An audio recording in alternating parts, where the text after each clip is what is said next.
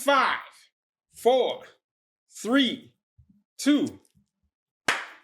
Action. Welcome back. I'm Heath. I'm Bernie. And it's the Heath and Bernie show. Yeah.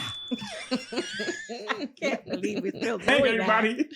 What's going on? This is Heath and this is Bernie. Yeah. And we are a Black Christian married couple that's been married 26 years and have been mentoring, coaching, counseling, and consulting with couples for 24 of those 26 years. And what do you do if you meet each other online, you get married, fall in love really quickly, and then this happens?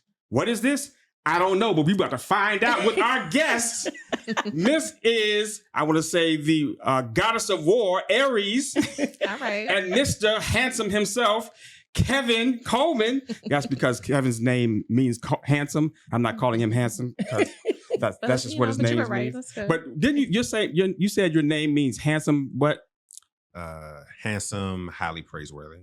Handsome, highly praiseworthy. Okay, I didn't know that part, but I know. But meet the Colemans. Welcome to you all. Appreciate y'all coming in. Thank you for having us. Thank y'all for How are you all coming. doing? I'm doing good. Yeah, doing pretty good. Yeah, Pretty good. yeah. Mm-hmm. So you all just bought a new house, We did. Yes. and how was that transition going for you all? Ooh, it's our first home. It is. We're getting settled. The Yeah. house is also somewhat settling, which is something we weren't expecting after we got it. Okay. Yeah. But it's good. good though. It's good. It's a transition from renting to owning, Okay. like just the terminology Different mindset. from saying that we're paying our mortgage versus paying our rent. Yeah. And that we moved into this place versus purchasing the home. Right. So Right. It's some terminology changes as well. But Love it's using good. nails, instead of sticky stuff. Yeah. It's been Yeah. great. Yeah. Yeah, we It's can a do very our own nice thing. home, too. Yeah. Yeah. I It is a might very say nice it's home. very I mean, nice y'all have and a very, open. very nice home for y'all first home, and not even for your God is first good. home. Because it's your first home, Yeah, it's very like nice. y'all have to go up from there. But it's a Yeah. very, very nice Thank situation you. y'all got Thank you. going on. And so y'all have been married for how many years? Just over 2. Just over 2? Just over okay. 2. So y'all are a pandemic marriage. We are. That's a good description. Oh, Yeah. y'all got married in the pandemic. We did, and met during the pandemic too. We Oh, met okay. and got married within about a year. Mm-hmm. Oh, okay. Okay. Yeah, we're going to talk about that. But Kevin and Aaries are part of our small couples group, or not a small couples group, mentoring group that we mentor. Yeah. We've said before that we mentor couples. We have a mentors group that we are the mentors of, and there's a couples group. That's what it is. It's a couples group that we're mentors of, Yeah. and we've been doing that for 6 years. Mhm. And Kevin and Aaries joined several years ago, like right when y'all started dating. Yes. And so I remember when we first met you all, and it was on Zoom because we were doing Zoom at the time. Yeah. Oh, And you all were somewhere in a car. Yeah. And I was like, look at this couple. They look so happy. happy. And They were like, starry- I mean, they were y'all- starry-eyed. I was like, I mean, wow. you all were looking at each other fawningly like, Mhm. It was so starry. It was like, oh, wow, these Romeo people are and in love.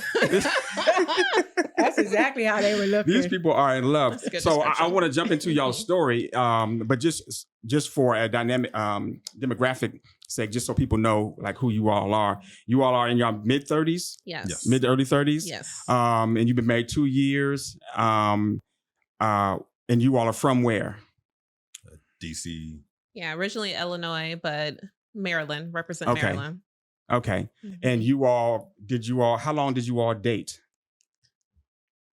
Almost a year to the date that we got married. So a year and like a month, maybe. We dated from September to May, proposed in May to September, engaged. Yeah. So about a year. Okay. Yeah. All right. And so where were you all socially wise? Where were you all like career wise or relationship wise? Like what were you all doing at that time? Kevin? I was chilling. I was in the midst of the COVID pandemic. I was working at a think tank, doing security work. We came into each other's lives at a kind of like a chill point. to Okay. me. Mm-hmm. And I was thriving, living my best life. Okay. What does that look like? living my best life, and I was already advancing my career. Okay. And when it was time for me to really think about, okay, I think I'm ready to really start sharing my life. I had just finished a major project at work. Mhm. And when I came home, the world was celebrating because it was a big virtual project. And when I came home, I was like, you know what? I think I want to share this with someone else now. Okay. I traveled, went to school, did all the education stuff, just checked off all those little single boxes, understood my purpose more. I was like, yeah, I think I'm ready to commit myself to someone. What was it in your life that made you have that transition as opposed to earlier? Well, I honestly have always felt like, like I'm a wife. It was just a matter of okay. Who's the brother, Okay. Who's going to be the one that... Who's going to be the one, and things really lining up. And just, my quote that I said to myself was like, I have the time. I think that was probably more of it. I had the time. I carved out time with my career. I had the emotional space. I felt comfortable enough with myself kind of spending time alone. And that was really good. So I felt like, like I'm a woman. I own that. I'm a woman. Okay. I'm financially stable. I'm ready to, Share move on this to the with next somebody. thing. Ready for the next phase of life. And what about you, Kevin? Where were you, like, career-wise, socially wise, relationally wise? I think you talked about, I don't know if you talked about career, but relationally wise, where were you? I had a young lady I was dating at the beginning of the Such pandemic. a gentleman. And we had broke up pretty much right when it started. And during that period, You broke up right when what started? Pandemic. Okay, all right. We lasted, I think, a few weeks going into the pandemic. Okay. But I had spent that time going into meeting Aaries just kind of by myself. That kind of solitude hit me. Nobody, dating and different things like that wasn't really a big thing with the pandemic. Risking your life for somebody to breathe on you wasn't a big thing. Facts. That dating was something in the pandemic. I couldn't even imagine. It was like, are you worth death? Oh my gosh, I don't know. exactly. I don't know. You had to think about that thing. I had a lot of solitude during that time leading up to Aaries, and I had actually did a lot of prayer, deep thoughts towards what I really wanted to do. Yeah. And I kind of did like a 180 during that time to just kind of get me together and also just ground myself. I'd actually prayed a lot towards even finding a wife during that time, which is funny. I wrote these things down and put it under my pillow and pray over it. And when I met Aaries, that was actually a big part of the reason why it was just like automatic where I knew it was her. So before you all met each other, what was your envision of like what married life, what family life would look like? Yeah. Yeah, I've had thoughts because my grandparents were like my primary example of marriage, just like old school, had a large family, smaller town where all your cousins came over to grandma's house, holiday parties, all of that. So how long were they married, your grandparents? Until their death. So just years, they're born like in the 20s, 1920s and all of that. So like for years. Yeah. And so my idea of family was fellowship and fun. I'm from a larger family, plenty of siblings. Yeah. And so my mom kind of kept that tradition up for us. So when I thought about it, I'm like, I like being around people. Yeah. Okay. So that was more so my thought.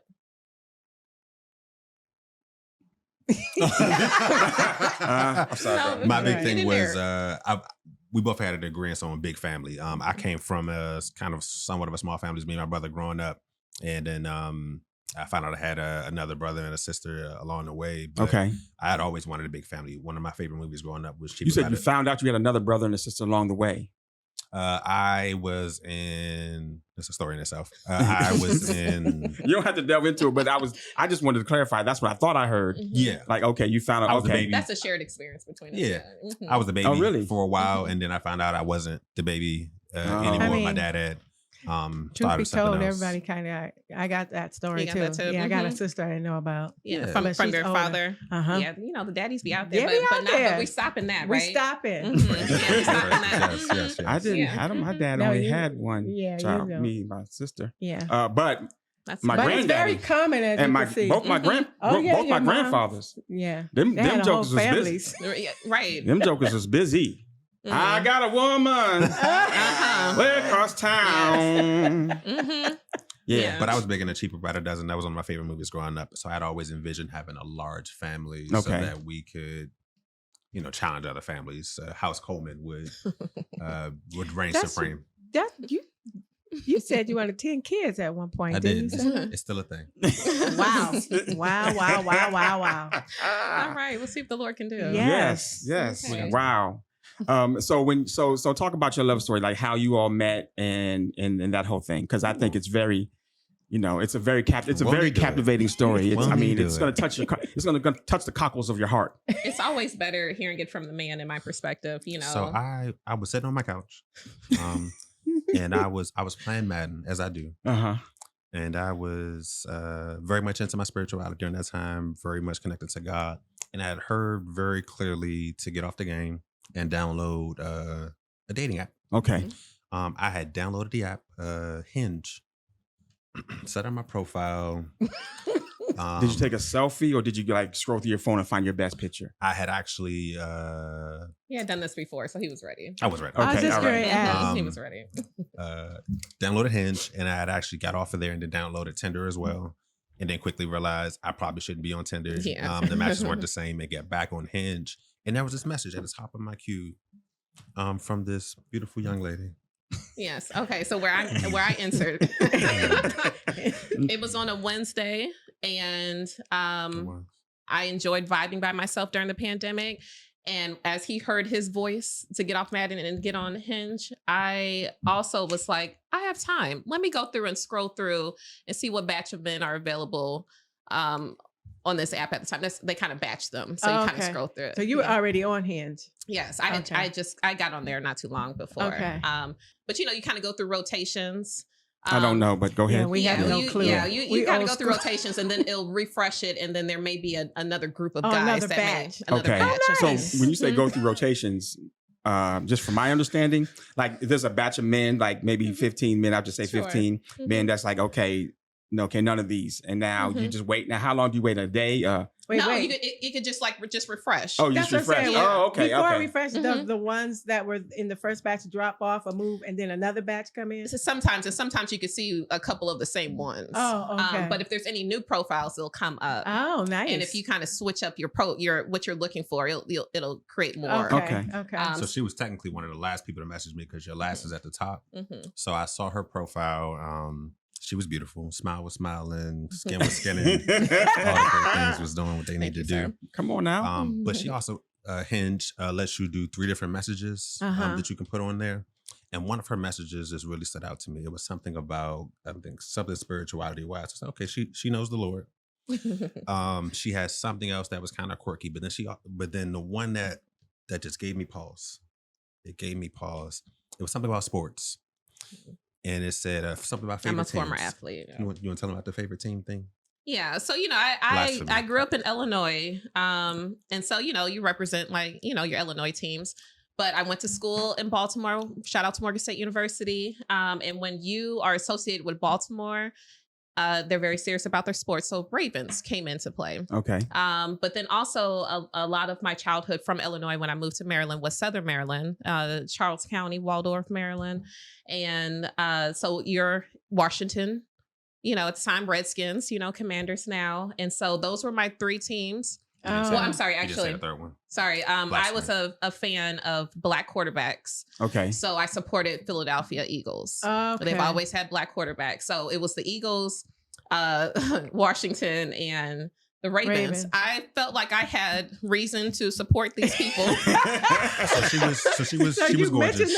She was gorgeous. Yeah. And I saw that on her profile, and I just could not get past it initially. What was it that you saw? Who's your team? I represent 3 teams that I like, 3 rivals. Football teams. Okay. And 2 in-state rivals. Okay. Against and that spoke to your heart. That's a no-no for Kevin, because there's only one team that you should support. There is your Commanders, home team. and then there's everything else right now. Okay, I understand. I'm a Cowboys fan, but I understand why. Sorry to hit it. We're not going to get into that right now. Within that, though, kept going through her page. Everything was adding up. She had responded to actually my. You get to ask questions on your profile. Okay, that was her which is different from other. At least at the time, I'm not sure if it changed now. It's different from other dating apps. They kind of get you a little bit deeper early on, so you can actually kind of get more of like an an emotional connection kind so of early. Let's move on from the app and get to like how you all connected. So we connected. She had responded. One of the things I had on my profile was, "What are your top 5 romance movies of all time?" Mm-hmm. And she had responded to that. With that was one of your questions. It was. Oh, that's such a setup. Mm-hmm. That's such a Romeo. That's such a setup. I was like, oh, I haven't seen this on a man's profile before. Okay. So she responded well. Right, a lot of black love was in there, and so we had talked briefly back and forth about that, then quickly dived into, so what's this team thing about? Yeah. We had a This is all online. This is all online. We started on messaging chatting. first. Oh, I see. Back and forth chatting. That was the first time was messaging. Once I was like, okay, he's cute. He's responding well to messages. Let me just ask him right away about the Lord. Does he know the Lord? Because I also don't have time. Right. Because right. If not, we're moving on to the next. Exactly. You know, My next batch. the next refresh.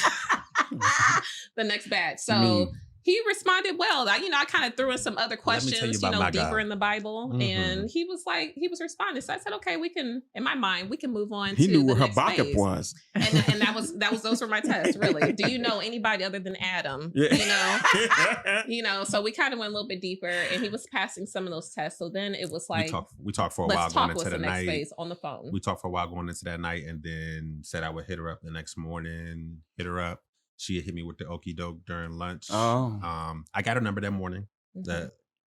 You felt comfortable giving him your number? Yeah. Because at this point, I'm like, okay, we can move forward. Because you knew where Habakkuk was. And that's something. Okay, test some other people out about that, Got her number that morning. I said I would call her during my lunch break or later on that day. End up calling her. We talked for like maybe 5 minutes, going back and forth about how great we sounded. But when I heard his voice, I was like, okay, let's FaceTime right now, because now I need to make sure that you look like your pictures, because your voice is already really nice. You got to give the detail. Yeah. I said we should FaceTime later. And she said, I'm good right now. And then pushes the button to FaceTime. Got me with the okie doke. Oh. Luckily, I was ready for it. You were. Yeah, he was at work. So all the little things were kind of checking off. It wasn't like a catfish situation. Okay. Conversations were good. And then from there, just to kind of expedite the story, we talked on the phone that night throughout the entire night. So this is conversation 2. Like you talked earlier that day. Conversation 2. Conversation 2 was later that night, later that evening. 5:32. 5:32 specifically. As soon as I got off work. Wow. Yeah. You got the time. Lord have mercy. Yeah, and that was really good, because we were really vibing on the phone, like getting into like deep questions right away. And from there, it was like, okay, he usually gets up like a 4 o'clock in the morning type of situation. And I was like, okay, well, he's like, I'm tired. I'm ready to go to sleep. It was like 11 p.m. We were still talking on it. We were just rapping the whole time. Just getting to know each other. Doing so everything. from 5:32 to 11 p.m. Mm-hmm. Yeah. Wow. We're talking. It's that's like that old school stuff. That where is I'm like old all school. over the house talking. Laying across the couch. Standing up, Right. So it's all of that. Were y'all FaceTiming the whole time? Or? No, just on the phone. Okay. Just on the phone. FaceTime was a little bit too advanced to be FaceTime. I just needed to see him real quick. Right. So I needed to get some sleep, because I had to get up early in the morning. Right. To start my day and stuff like that. And I made a joke about, I would love to stay on the phone with you and fall asleep, but I don't want to hold you up time wise. And she said, no, we can. I was like, we can stay on the phone. We can go sleep on the phone. Oh wow. I didn't know we was really going to do it, but we did, and it was so cool. I put my little phone on my pillow. And then when he got up like around 4, I was still asleep. But I remember going to sleep and like, this feels peaceful. Hold on. So y'all actually fell asleep on the phone with the phone still on? Old school. Mm-hmm. Y'all did the old school. Oh, y'all disgust me so much. Oh my gosh. And then I woke up because he... Talking about morning. He said, good morning, beautiful, with his voice. Oh my gosh. And I heard it. Normally that doesn't do anything to me. Right. And when I woke up and I heard that, I was like, oh my gosh, this sounds so peaceful. Like, it just warmed my heart up so much. And I was like, okay, we should probably, my thought was we should connect now. Let's do a vibe check. Because when you're doing like all the dating and stuff, like you don't just go out on a date right away. Okay, you have to so do there's like a vibe check. Yeah, so it's just like a meetup. Like you're like not necessarily Starbucks or something. Yeah, you're not getting too cute. Yeah. But you're getting cute enough. Come on now. Y'all know y'all was like, I'm about to blow their mind with this right here. Like, oh snap. And that's the intention. It's just a little vibe check. Make sure the vibe is still good in person. Yeah. So as we were like kind of talking, we're dating people, right? So during the course of that first conversation that Thursday, we were on that 12-hour call. We had We had other dates lined up. We had vocalized that we were, still dating other people. We had stuff lined up for that particular Friday that we both had canceled. Yeah, we ended up without even telling each other. I'm talking to him. I'm just like, yeah, I don't even think I need to meet the other guy right now. Let me clear up space so that we can meet early. And so we ended up going out on a date, and he that was on Thursday, everything. Friday. Yeah. So it was a Wednesday when y'all talked. We talked through.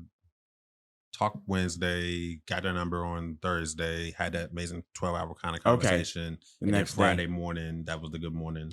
Yes. And he planned all the stuff. We met at a park. Okay. This still the vibe check thing? Or we passed that? We're past that. Oh, okay. We met at a park, and he kind of sent me the menu of like, what do you want to eat? He just kind of organized all of the stuff, right? And when we met, grill out. So you had like a little picnic at a park?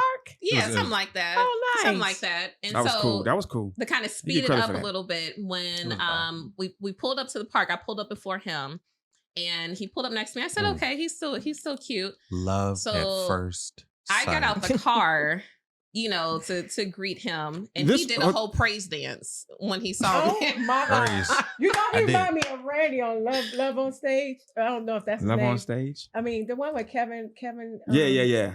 Love. Oh yeah. And when he got, I forget. It wasn't Randy. It was somebody else. What's his name? I forget his name. I don't know, but he shouted. My wife is gorgeous, and she had she did the okie doke. She did the classy okie doke. All her pictures were just of her face. Yeah, I don't do full body pictures on mine. Aware that she was blessed in other ways. And so when she stepped out of that car, I was like, "Thank you, Lord." Yeah, he really turned into like a little kid. He did a praise dance. I did a whole praise dance.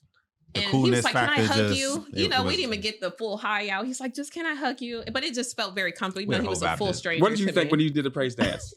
It was quirky, and I liked it. She was the first person to ever call me quirky, but I was a little quirky around her. I like his quirkiness. Yeah, because I'm like, he's handsome, but then he's also quirky, and I like a little nerd. She brought me out of my element really quickly. My like chill, trying to be suave in any kind of way, just went right out the door as soon as I met Aaries. Yeah. Wow. She just had me. Wow. Yeah. It was pretty sweet. So we just we talked that whole night in the park, so we met up, it was light outside, but then we stayed in the park and just kind of talked.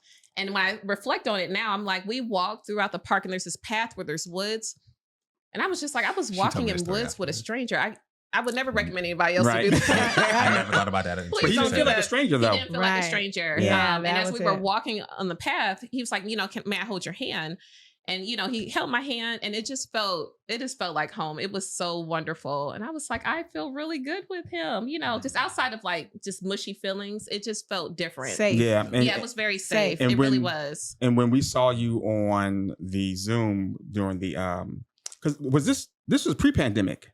Or was like, this is during the pandemic. Oh, so she was like, oh, it's worth dying for her and for him. Mm-hmm. I was trying to do, open air, walking around. I was trying to be a little. Yeah, that's why we did the park. Yeah. Yeah. So right. was that at the what? Oh, what? Was that at the park that where you all did the Zoom when we were with the group?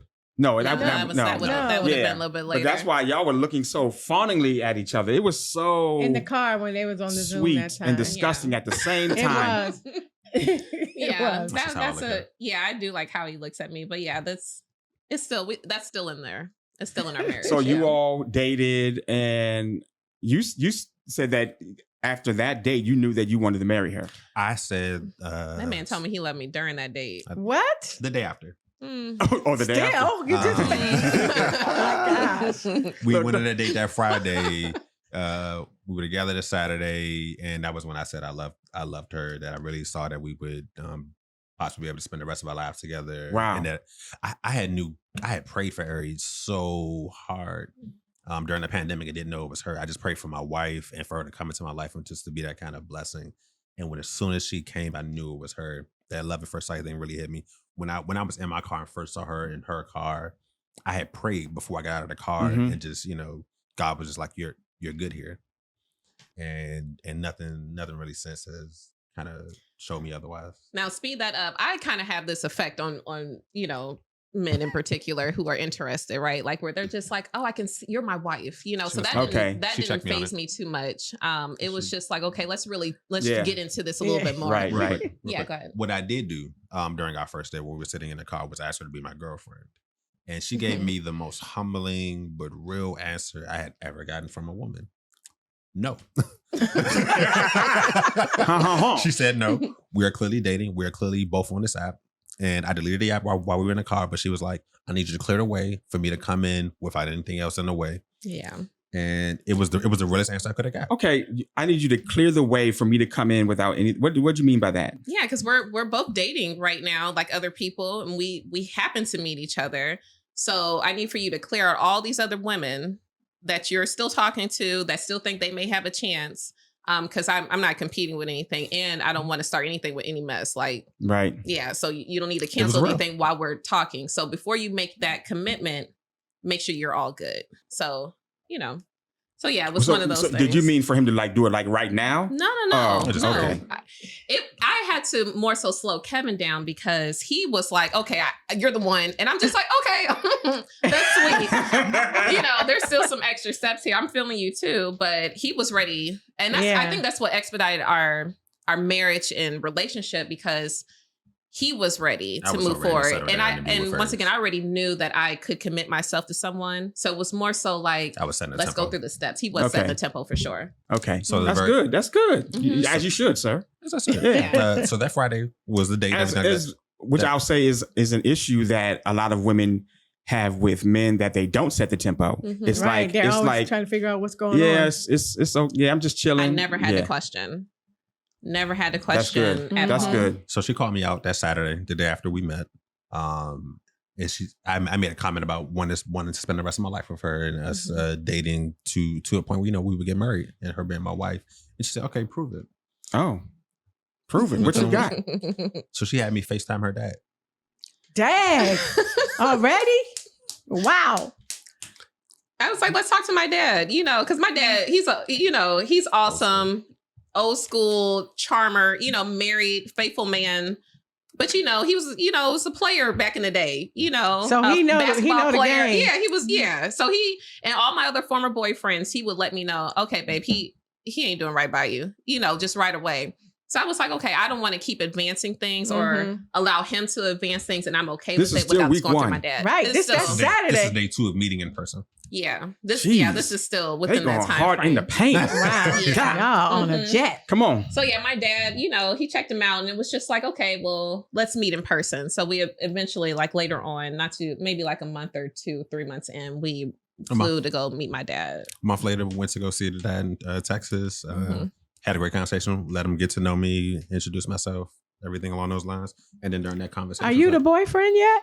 This is boyfriend time. I think that Tuesday. I'm not going to meet your dad. It took him about 3 days to clear out all his stuff. Yeah. I'm not going to do your dad's house unless I'm boyfriend status. He was there. He was at that point. He had cleared the way and everything. Yeah, he cleared the way.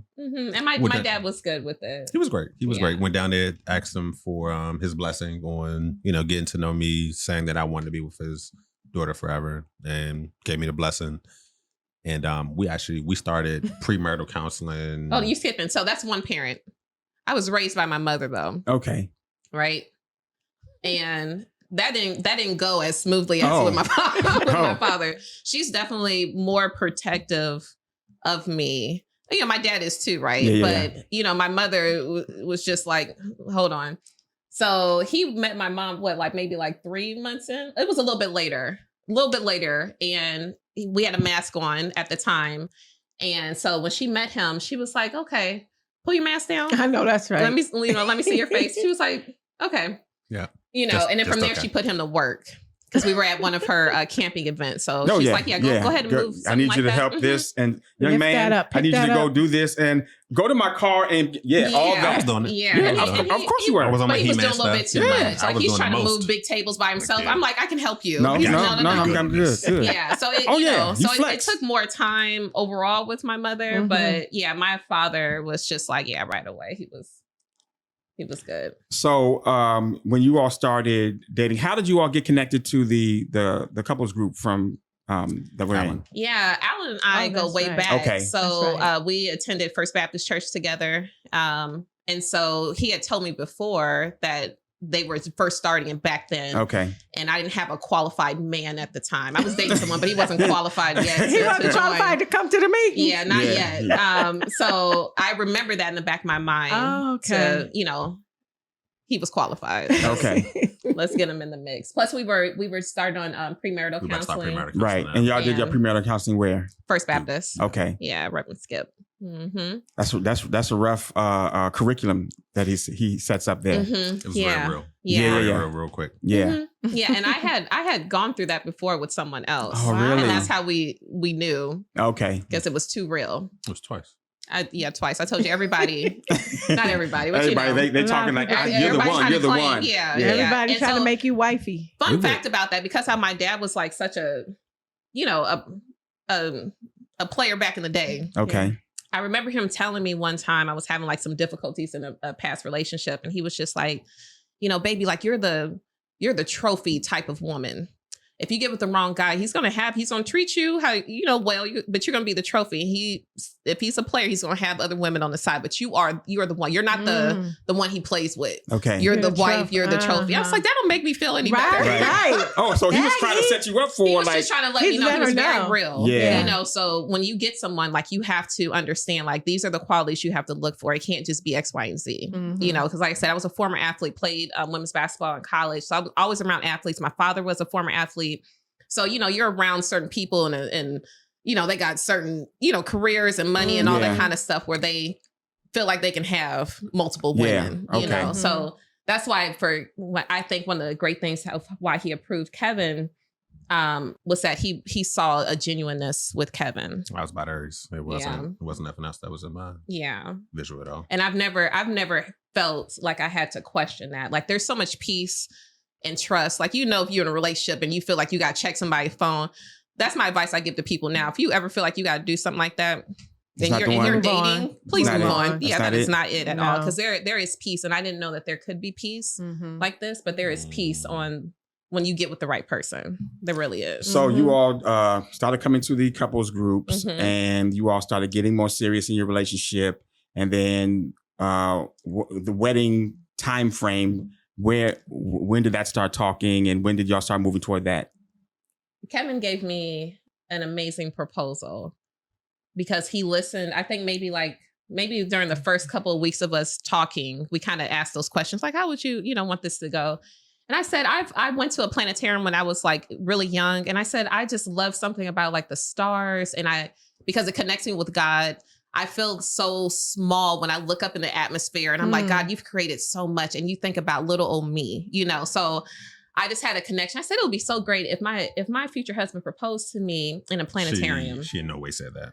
She said that. I sure did. I did. How did you know how to do it then? Aaries was very much into like astrology stuff. No, I'm not. You were very much talking about like stars and different things like that. And in relationship with God, though. Correct. But you were big into all of that. You had no way told me that you would want to get married in a planetarium. That was right off the dome. Because she had spoken, and we used to even have a spot at her place where she would like lay on the couch and be out there looking at the stars. I like through this looking window. at clouds and stuff. So I knew it was gonna be something star related when I did the proposal to her. Okay, I'll let you have that. That's fine. I'll let you get a little credit if you want to, but just so sweet. Just that part. Okay, you that's want to tell him about the fine. actual proposal? Though? Yeah, but he proposed on May 1st. And I had a sense of something was coming. She was because I told him, I said, make sure my nails are done. Didn't get it done because make sure, certain things are good during that time. And, he had every single detail. Like he was conversing with my friends on the side, family. He had like a whole script line by line, how he was running it. Wow. But we did get, he did ask me in a planetarium at the Maryland Science Center in Baltimore. And my family was there. Oh. But I didn't know until she's not giving the the lights story credit turned that on. It needs to be getting. Go ahead. Get the credit. So what Go ahead, happened because you did a good job. so I can drag out the beginning part first. She did not want to get to this planetarium. It took us so long. We were 30 minutes late to the actual proposal. Because he forgot how I get dressed. Oh my gosh. I was like, we might not make just it. Go ahead and get dressed. might need to get pushed back or something like that. I needed time. She would not leave for us to get there. And then we finally get to the actual planetarium. We're running late. They have to do this like kind of special to just not be as obvious. Yeah, I'm like, why are you sweating so hard, Kevin? It was weird.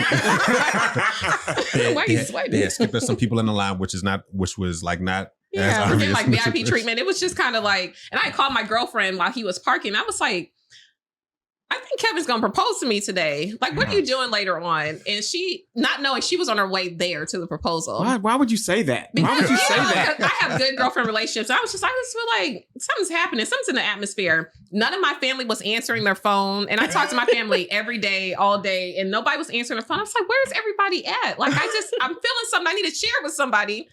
So at the planetarium, they do the whole show. It's like a 30-minute show. Beautiful. Afterwards, as we're walking out, the script was to make sure we were the last people in there. Yeah. So we're walking out past the booth where they do the planetarium stuff, asking questions, different things like that. She, would you like us to show us anything?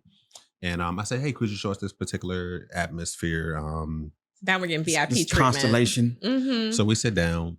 She takes us through it, gives us some great conversation towards it. Then she shows us the galaxy and different things. Mm-hmm. He says, do you have any other requests? So I say, could we play Brian McKnight?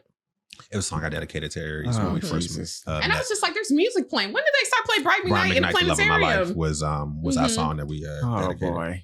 So they played that. Starts to get real corny for me, but go ahead. Go ahead. The Romeo and to the Juliet middle part. of the planetarium, where they had everything. Danced in the middle of it. Mm-hmm. Y'all danced? He asked me to dance. Like it was just really giving. And he's like, do you know your family is there? Or are they still hiding? No. Yeah, it's completely like dark. There's nobody in there. Because I was like, why does it look like security's in the front? And it was he had somebody recording all of this. I was like, who are these people? So all the pieces were starting to come together. Oh my gosh. So we danced and then we looked. They're in the. I'm talking to her. Hold on. Go ahead. I'm talking to her. This is the one thing that didn't actually happen. Dancing, whispering that deep voice in the ear. Mm-hmm. The one thing that didn't happen according to the script. I'm supposed to give her a great conversation, and then I'm supposed to say a cue word, and then she's supposed to start the animation that says, "Will you marry me?" The stars start to form the words. That's now. See now there. Mm-hmm. That now right there is so smooth. I'm looking and I'm like, wow, the stars are really starting. I'm giving her magic, like giving her all the love, and I'm distracted. She's just like fully looking up, and I'm like, oh, this is happening. Oh, she didn't get the cue right. So then I was like, oh my gosh. So now she get down on my knee and ask her, "Would she be?" Yeah. Oh yeah. So we still have our moment, and I'm at that point I'm feeling emotional, so I'm crying and I'm just holding him. Oh yeah. And then somebody, her family and friends, maybe it was my mom. She's like, okay, we're here. And then they turn on the lights, and it's all my family. It's like our family, and I'm like, oh my gosh! And that just made me cry more. So it was good. So it still allowed us to have our moment, and then the family was there right away. So then we went out to eat after. It was good. Oh, nice. Yeah. That's so disgusting. That's wonderful. And then after that, life started to happen, right? It was enough to get us, and then life started to happen after that. Yeah. So how long was it before after the proposal that you got married? September. So we got a couple months. We got married in September. 25th. So you met in May the prior year. September the prior year. Mm-hmm. We almost got married. Proposed to the day that we became a boyfriend and girlfriend. Yeah. It was one day after. Proposed in May and then got married in September. That's only 4 months later. Mm-hmm. Yeah. So then you entered into what I call close quarter combat. Yes. Because close quarter combat is what couples experience. And it's a pattern. It happens with every couple. Yeah. We see it all the time. That's why when we were looking at you all so lovingly and fondly in the car. And even Alan was like, yeah, just wait. He's like, Alan, let him be happy right now. Don't ruin it for him. Yeah, I was like, just let him. I said, let him just enjoy that because it's going to change. Yeah.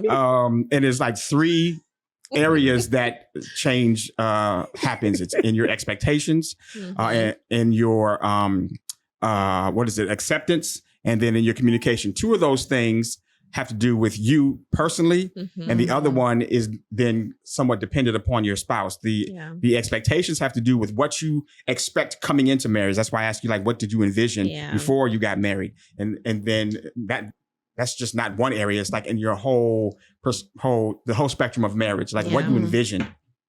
And then when you talk about acceptance, it's like, okay, things that you did not know about your mate before that you find out afterward, it's like, okay, I need you to change that. And you don't accept that that's actually who that person is. And then there's the area of communication where and everyone talks about, and everyone says that relationships struggle the most in the area of communication. I don't agree with that. I think it's acceptance and expectations, but communication is a major, major factor. So what was the thing that you all experienced that dealt with like those three areas? And you can either pick one or, if they blend in the other areas. What do you think? Yeah, I would say mine's blends. It's this revelation that I've had recently that being raised by a single mother teaches you how to be independent, teaches you how to like navigate the world, how to be self-sufficient. This is good. Without having my father in the household, helping to raise me. I had other positive male influences through coaches and all of that, which were amazing. But without having the father in the household, it didn't allow me to see partnership. Mm-hmm. Yeah. So the give and take. So my mindset going in was like, okay, I'm good. Like, I only need a partner to make sure is he taking care of his business. Okay. If he can be responsible for himself, I'm already responsible for myself. All we got to do is just come together. We're gonna be good. Everything else is an overflow. That makes so much sense. Yeah, everything else is an overflow. And so when reality hit, it's like, okay, yeah, I'm good, and he's great. You really are great. But I was like, okay, I'm just not I'm enough. Not in the sense I'm not enough, but what I'm bringing to the table isn't just enough. That's not what carries a marriage. Like, it has to be the partnership. It has to be togetherness, helping to grow the relationship. Because I was like, I'm good. Like, I'm good financially. I'm good with all this other kind of stuff. So what were you expecting? Your goodness. What did you expect for Kevin to do, or what did you expect for you not to do? All I needed him to do was what I couldn't do alone. Like, I love myself to the fullest that I can do without being over the top, arrogant, all that stuff. Like, I love myself fully. Like, I receive myself how God loves me. Okay. That's good. What I wanted was, okay, now I get the extra stuff, like the being spoiled. Your man's coming in and he taking care of you, like, I'm so independent, not because I want to, but because that's just how life is. You got to take care of yourself. Mm-hmm. Now I'm like, okay, I can share this with somebody else. Somebody else can do this because I don't like to do this. If I didn't have to work, I wouldn't work. I would rather do something else and let go of that responsibility as a primary. So all I was expecting for him was to come, be responsible for himself, and then just like love on your girl. Help me, because I was like, I'm always in a leadership position. I'm always having to be like the strong friend, all of that. Yeah. I just want to be a little lady, I just want to be precious and all that, like that's how I feel on the inside.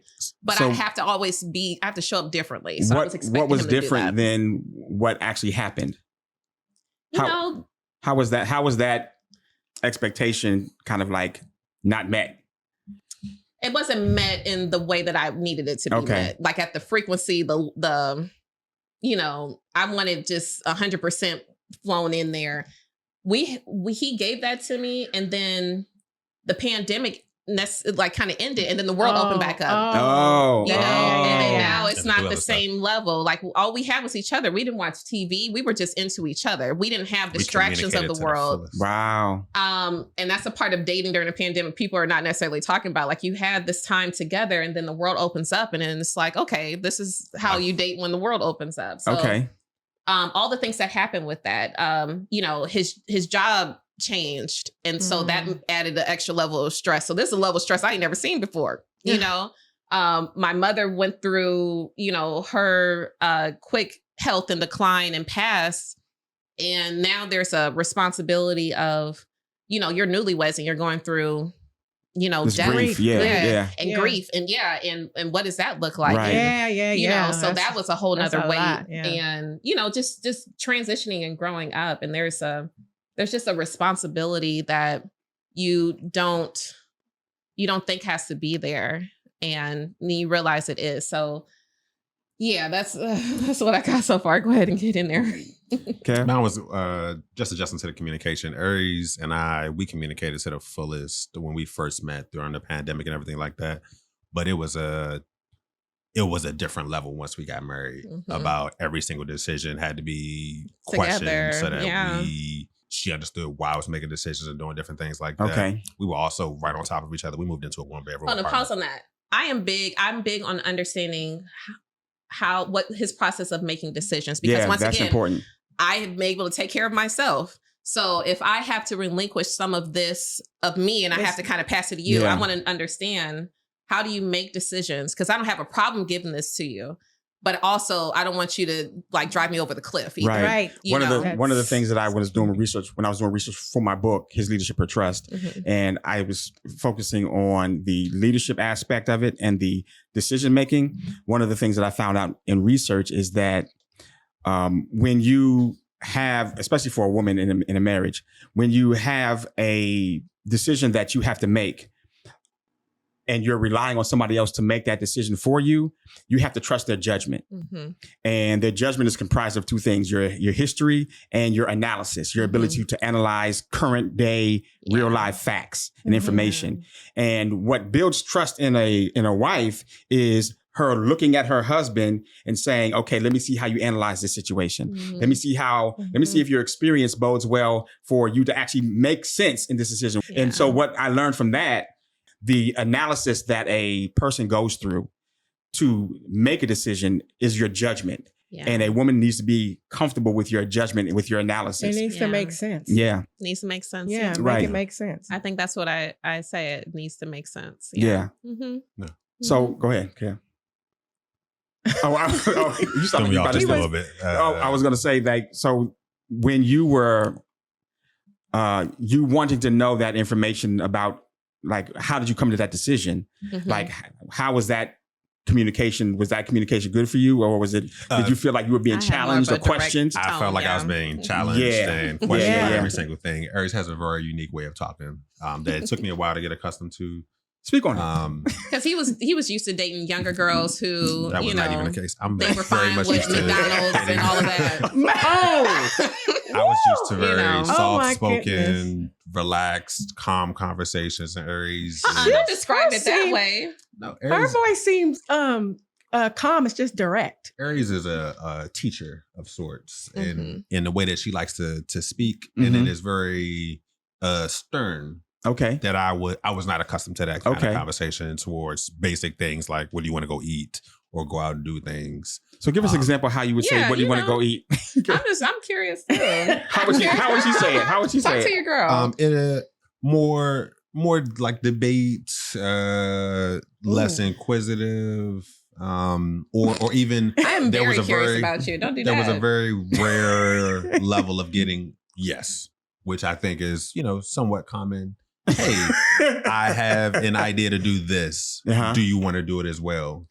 Yes should be relatively common in those kind of conversations. But it would be, why do you want to do it? What about this though? You was dating a grown woman. I was. Aaries was a very unique. Thank you, Bernie. Thank you. Very unique in the way that she liked to go about everything, and it took me a while because it's not common to him. And that's why I talk about expectations, because your expectations were that if you pose a question, a yes or no is sufficient for us to make the decision and move forward. And when it was I didn't know that was a part of his personality. When it was just us during the beginning of everything we were doing, it was a lot simpler. It was that yes, it was. This is already here. Let's just do this. So what changed? I mean, I don't know. Was that in the we pandemic? got open up to the world, and the world, we didn't really date. Yeah, more choices. Which is something that we didn't fully realize until we got married. Date. Yeah. We knew each other. We communicated. We were around each other, everything like that. But we didn't go out and about and do a lot of things. See each other with other people and other environments, things like that. And that was a whole process that we had to get accustomed to.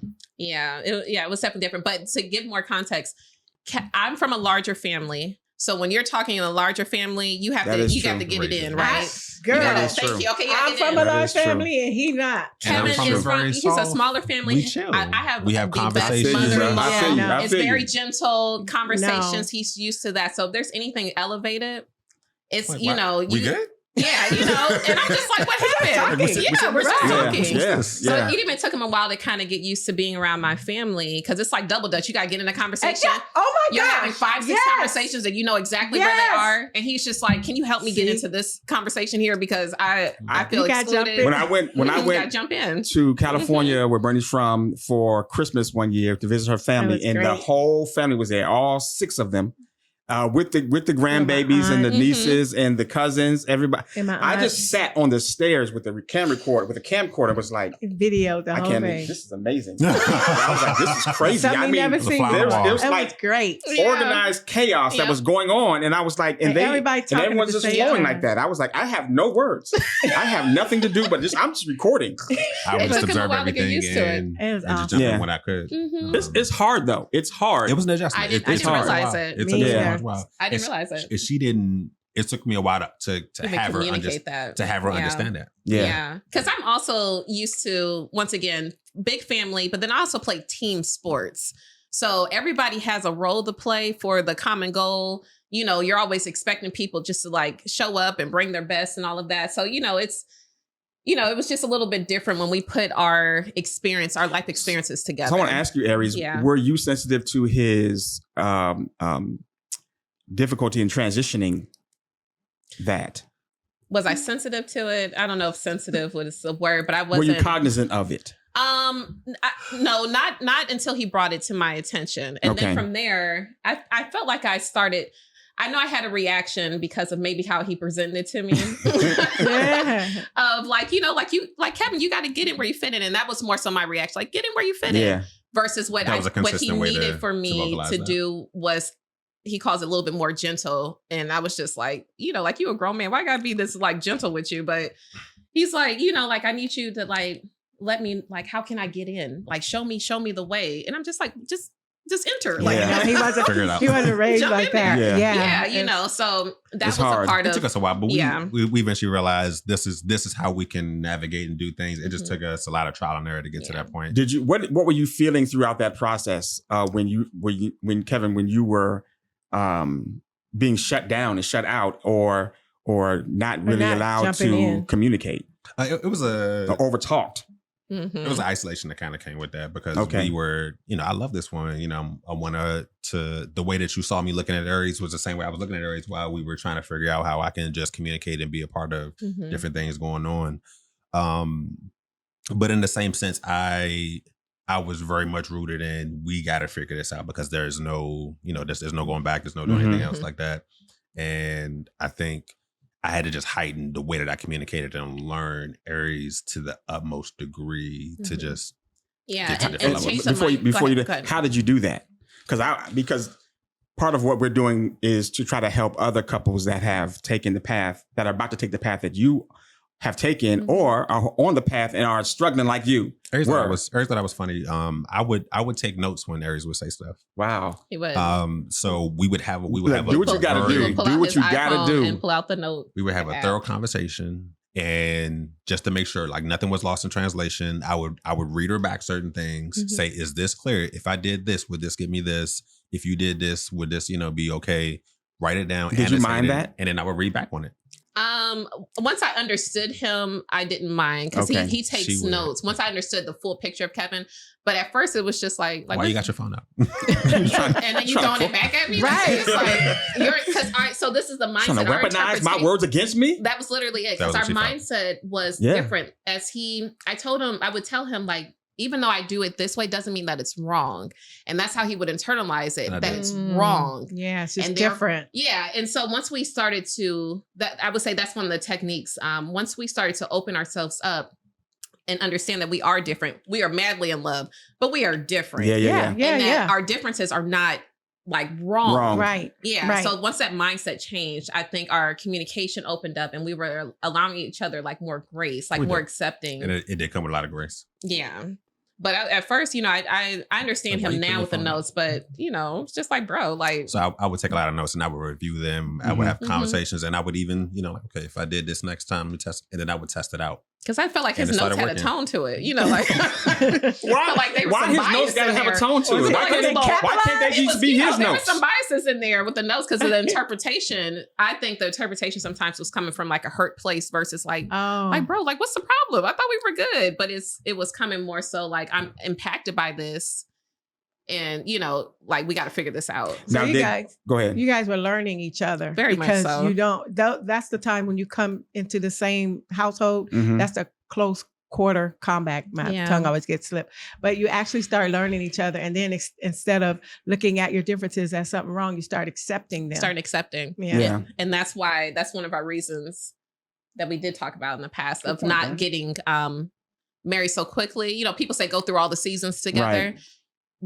Without engagement being on the table, because once that engagement got on the table, like that's all we were doing. We were planning, you know, after that, and not finishing the rest of the process. We were just like, we love each other so much, we'll get through whatever because we love each other. Like, no, you actually need some techniques to get through this. Like, you're joining lives with another person, and because we didn't have the history, we didn't have any mutual friends, so it's not like we could go and check in on, you know, like, hey, how's, you know, what's Kevin really like? And the world was closed down, so we were getting that like outside exposure to anything. We didn't get to spend a lot of time with our families, you know, together in the same space. So that, you know, outside of being on the phone, so that played a big role. And then, you know, people always give the best version of, you know, the other person too. You know, I was more of a realist of like who I am. What did you mean by that? You know, like I had a good understanding of like my good traits and my flaws. Very aware. And I had been very intentional about that even when I was in college, like because I understood the importance of what these 4 years were about to be. Somebody's gonna hold me accountable to be an adult and be a woman at the end. So outside of playing basketball, outside of being in organizations and honors and all that kind of stuff, I would work over the summertime working on life skills, and then also identifying like where I had flaws at that would impact me with my career that I wanted, and then also like with relationships. I was really big on relationships. I have friends from childhood, you know, so I have long lasting relationships. My job makes me have quick and long lasting rapport with people. So those type of techniques, they were fun to me, but then also challenging. So personal growth was really, really important. And that was something that we did get challenged with pretty early. We, I guess to put it, we realized pretty early Aaries was a half empty person when it comes to stuff. Kevin classifies me as that. Did you say half empty? Half empty with the cup. I'm very much so opposite. I know what you're talking about. Yeah, I I was a half full. So I'm out. I see what you're saying. The difference. You say she's a pessimist. That's what he would say. I be the first person in the world. I would say half empty. But in that, it was just so much more discovery that her being more half empty with looking at even just me or the things that I would do that I had to really like, you know, I can need to take everything that she's doing personal. Like she's wanting me to be the best version of myself, wanting me to grow, wanting us to be, you know, this or that when it comes to anything. And be challenged on that, or I can be half full, be like, oh, you know, it's gonna be okay. You know, we're gonna be all right, and not really do the work that is needed to develop. And our childhood experiences, I think, is what causes that. I'm more of a risk assessment. Like, you know, I can see a situation, and I'm like, okay, if we do this, the outcome is going to be that. Like, that's how I've done my life to have positive outcomes with the grace of God, of course. And I didn't have those opportunities growing up to just kind of like make any type of decision and then just kind of hope for the best. You know, Kevin had a different experience, very spoiled, you know, very spoiled, very much so sheltered. And so I just had different life experiences that makes me make different decisions. I understand that. Yeah. Very much so.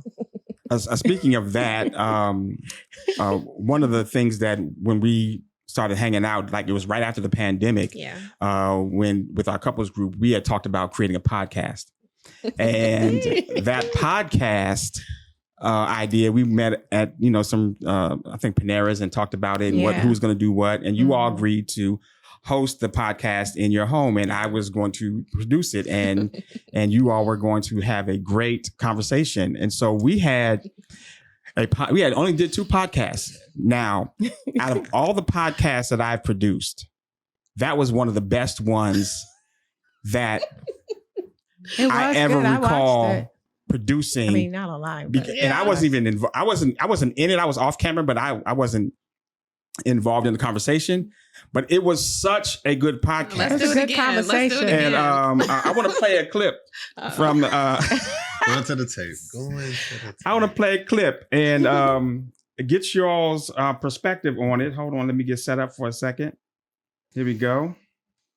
And we've grown, but have men grown outside of the traditional mindset of things? Because you're loving all the modern things about a woman, but have you guys also grown in how you think about women outside of cooking and cleaning, that's all that she can contribute? If she doesn't contribute to that, does she fit? Well, what are the other standards that you're saying? No, that's my question to you all. What are the other? Can you guys say? Because I'm a woman, I can say other things, but I'm not ever hearing from men anything else other than cooking and cleaning from a woman that they either desire or need or want. For me, keep passing to each other. Let's see. No, for real. For me, cooking and cleaning is just it's a necessity. I'm always conscious about necessities first. I gotta eat. My kids gotta eat. If I step away, I got to be conscious. If I'm away for like more than 4 hours, somebody got to be able to cook something for the kids to be able to survive. Because when you were there for 4 hours, you're the one that were cooking for those 4 hours. That's the standard that I set, that I'm the cooker in some form of fashion. Okay. If I drop the ball by not dropping the ball, if I am not present in a situation to be able to do this, I need somebody that's going to be able to step in seamlessly.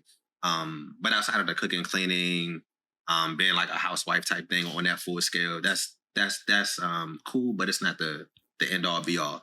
Being able to like know finances and being able to like help me with like what I'm planning and put numbers to it, and we can actually have intelligent conversations about how we move stuff forward. That's what I need. Being a partner, if I can give you a vision and thought and you can make it better by like working out the kinks with it, and I can have an intelligent conversation and it become more or the full thought of what it is, that's what I need. Standards in which, we have an image that we uphold, because I can take you out to the most lavish restaurant and you give me the same energy as me taking you to Wendy's to just grab some food real quick. Because upgrade that a little bit. Give me like a Cava, a Chick-fil-A, Chipotle. The Chipotle, give me something. Chipotle. Bring it up a little same bit. level of appreciation of just being fed and we having a good time. It's not standard upon gratefulness. If I can boil that particular thing up, the level of gratefulness that's shown in every aspect is a standard. I think that should be with every woman. Okay. So, what I want to know is, Kevin, are those still your standards? Because you said cooking, financial planning, carrying out your vision, upholding an image, and then having an attitude of gratefulness. Kevin, I want to know if those are still your standards, and Aaries, were you able to meet them? Okay, Kevin. I would say that that's still a foundational thing that I still stand on. But I through the time of that to now have realized that putting expectations on Aaries in any kind of way towards her just thriving in her own skin towards us is not as fair. And I'm more conscious about just nurturing what we can get accomplished every day and what we're trying to build with different goals that we have set in mind. Oh, how did you come to this awareness? There's a lot of trial and error. Speak on it, sir. Yeah, speak on it. I was very resolute in that thought. And it caused a lot of friction with us during that time where life was life and things couldn't happen the way that I necessarily planned or wanted it to. And I had to make some hard decisions on pulling back to get us to what was going to work now and moving forward, and having high expectations towards those kind of standards wasn't fair consistently to try to hold things to, but more so being understanding as to what we're having conversations about, and then acting accordingly from those conversations was a better route to go.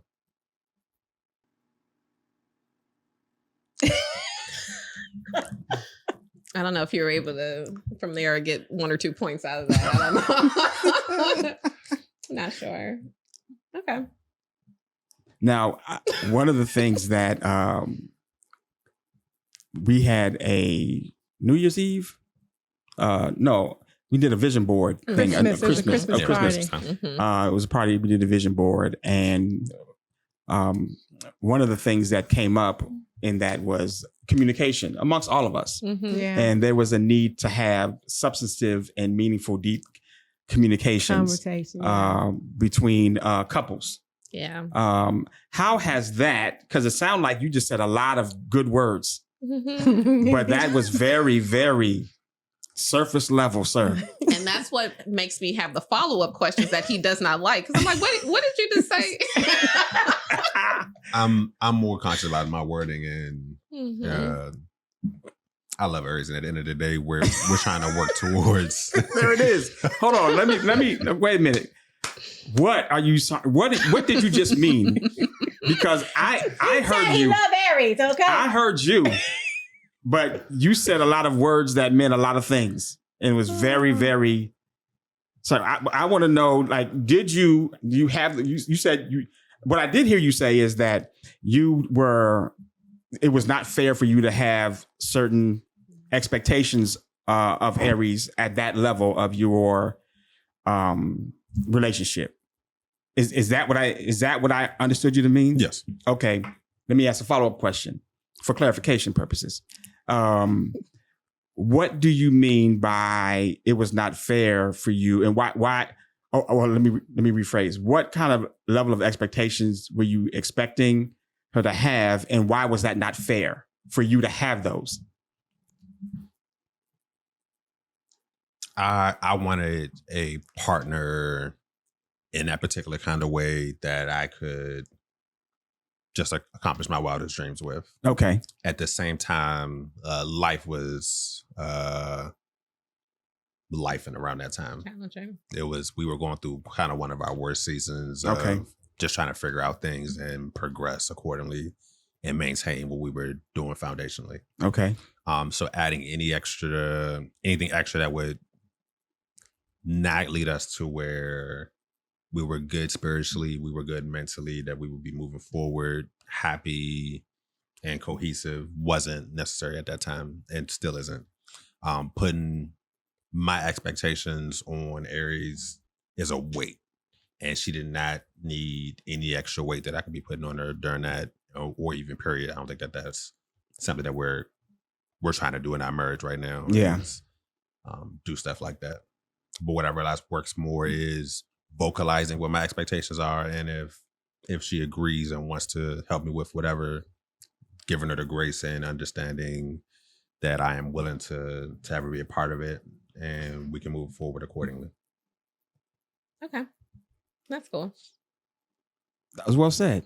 I understood It's that. better, right? Mm-hmm. Yeah. I so in that situation, that's more so Kevin still, in my opinion, operating more in an independent mindset versus thinking about partnership. You can give me whatever seed form and I got you. It's the trust and vulnerability of giving it over, because sometimes that he doesn't like to look weak in any type of way. He hasn't gotten over that yet to where I am a safe space for him. He hasn't tested that. No matter what, at first he needed gentleness. Okay, I could do that. Let me be the gentle that you need, right? Let me try that out. Then you need this. Okay, so I am evolving in every way that you need to still let you know that it's safe to come on over here. Kevin still is working on making those steps to where I don't have to say, hey, babe, come on over here, to where he can lean in on this marriage and lean in on his partner. Okay. Who can get the job done. Yeah. I mean, that is one of my best qualities, is to get the job done, you know? So I think it's still that, you know, we're only in year 2. I imagine, you know, we're going to keep growing in that area and it's going to be better. But one of the things that Bernie and I had a discussion about, we were watching some TV show and it came up that about how men need to feel, they don't want to look weak in front of their woman. Mm-hmm. And she was like, pause. Heath, did you think? I always do that. If something come on, I'll pause it like, Heath. No, was that the one when it's saying when you come home, you want to, does a man feel vulnerable, want to be vulnerable with you? Or do you feel like you could turn off and be safe when you come home with me? Yeah, that was that was a question too. Oh. To my answer with that was no. Right. I remember you said that. Because explain why. vulnerability to me is not something that I strive for. Yeah. Because I work in where I work. If a system is vulnerable in the IT arena, Mhm. if a system is vulnerable, that's a weakness, Mhm. and you're always trying to shore up vulnerabilities, Yeah. and you're trying to mitigate risks and mitigate vulnerabilities. And so, Mhm. for me to be vulnerable is to be weak intentionally, and that just does not set well with my constitution. However, I do want to be transparent, Yeah. which is Yeah. different than vulnerability. Yeah. And so I'm fully open to being transparent. And Yeah, you so are. to come home and be in a safe space, and that's new terms that we didn't use when we were coming up. So coming home for there to be a safe space that I can then do what in? What am I going to be in? I don't know what I'm going to transform into. I don't have that definition. But you also told me that's what it was. It was the show was talking about how men, particularly Black men, you always have to be on outside of home Right. because That's how we talk. you know you have to be Mhm. on, and nowadays women too, Black women too. But when you come home, I asked do you get to turn that off? And he said no, because he's still got to Yeah. protect and be thinking about me and Yeah. always have me in mind of Mhm. whatever. is Because going on. as a husband, as a leader, you have to look at me in a certain way in order to feel like you feel safe and you feel like you can follow my instructions or guidance or whatever, or a direction for the family. Because I'd be Right. taking the family in different Oh directions, my and it'd be gosh, like and it's- I have to be and mindful it's for never what small. it takes for you Right. to follow me. Yeah. Exactly. And so I know what that is now after 26 years. Right. And so because I know what that is, when I come home, I have to be that. Yeah. Now, the thing is, I don't have to become that. It's not something that I have to turn on. It's someone who I already am that Right. I've developed over the years of Mhm. figuring out what I needed to add to myself and things that were not successful to be with you and I needed to get rid of. Right. And so I've done the work to add things to my personality and my person and to get rid of things that are not helpful so that when I come home and I present myself to you, I only display to you the things that are beneficial for where we are at that point in time. And Right. that's one of the things that I've learned how to do in terms of emotional intelligence. I've learned how to be the person that Bernie needs me to be for whatever thing that we need to get done. Mhm. I think we both had to do that too. Yeah. Because the whole big family, small family, Yeah. he comes from a 2-person family, I'm 6, whatever. The whole interrupt and talk and whatever. I mean, that was really bad for me. And I still try not to do it. She's got a lot better. I Yeah. am much better, but it's not completely gone. But Right. I'm much better than before. But we've had to do a lot of changing for each other. But to the Yeah. point of that I was making about that turning off and being a safe space. yeah. We were watching that show and she was like, "Do you feel like this is a safe space?" I was like, "No, because this is I don't look for my home to be a safe space for me to turn off from the world Mm. because in here I have to be husband, leader, whatever it is that's needed for the moment." Like Mhm. the other day, our mailbox is around the corner, Yeah. and I was at work. I work from home, and Bernie's like, "Heath, I got the mail, and so I had to turn the car off to use the mailbox key to open the mailbox, and my car won't start. Mm. So you're blocking the mail." And I'm like, "Shing, okay, all right, I'll be right over." Gotta get Yeah. And then I was like, "Diagnose, okay, it's a battery. You need to get the battery jump the battery, and then we got to make a phone call to have your battery serviced, Yeah. and blah, boom, boom." And I was like, done, and then I'm back to work. See, I got married to make those phone calls. Seriously, I was taught when you single, you have to take care of and do all that stuff yourself. Yeah. You sure do. And because I had AAA, and when we got married, he said, "We don't need AAA." I was like, "Okay, because you're You AAA, AAA now. Yeah. And so, Respect. so to me, I didn't feel like, oh man, I got to go do this. It was like, okay, this is the mode I'm in. Yeah. Go fix this. And I don't pat myself on the back for that No. because it's what I had to do at the moment. Yeah. And And it's who you are. I mean, yeah, that- it's and who I, that's it's who I, that's why I have a whole bunch of tools and stuff in here. Like, why you Yeah. buy tools? Because I might need it one day. AAA. Yeah, exactly. And so, and then as soon as we pulled the car in the driveway, I was like, okay, let me see how I can change the battery. And I got to go today, pick up a battery and then replace it. And then she went on the line and to YouTube and was like, well, maybe you shouldn't do it because they say that if you change the battery and you don't keep it charged up, then you're going to lose all the settings in your car. I was like, you'll be fine. But I was like, hold on. Now I was like, okay, wait a minute. Let me pause on this, get it done. Yeah. Like, let me heed to the caution that she has about losing her radio settings. Because to me, I'll just program the radio settings back in order for the problem to be fixed this afternoon. But for her, go ahead. And I went back on YouTube and looked up what goes wrong when you change the battery, And it wasn't just the radio. It's like the air conditioner is not working anymore. Now the heated seats aren't working. I was like, no, I don't want you to change it. We got to go to the dealer because I don't want my stuff all. So then she was like, so you're going to call the dealer tomorrow? I'm like, yes, I will. So I was like, she done looked up how to. So I'm like, okay, this is what it is. This is what it is. Yeah. But that safe space, I don't require that. Now, I mean, but if that's something that do you require a safe space? I thought I did. I'm more so just I kind of get into my own space when I need to get my me time. But it's there. That's the thing. It's not that it's not what there. Is a safe space that you're providing? What is the safe space that you're providing? God in that space. So always pointing you back to God, pointing you back to a scripture, whatever it is, right? Is that the safety that you need? God is always a grounding rock. Okay, let me rephrase because you gave me a static answer. Is that the do you when you enter into a safe space, do you need guidance from God from your wife? God to talk to your wife and then to talk to you through her. Is that what you need? No. Yeah, okay. that wasn't necessarily it. Like, oh, God told me to tell you this. It's more so like, okay, like you can do this. You can do all things through Christ who strengthens you. Like you can do this. So encouragement. It could be encouragement. Okay. That's biblically based. Yeah. Mm-hmm. Biblically based encouragement. Yeah. Is that something that you are looking for when you looking for a safe space? No.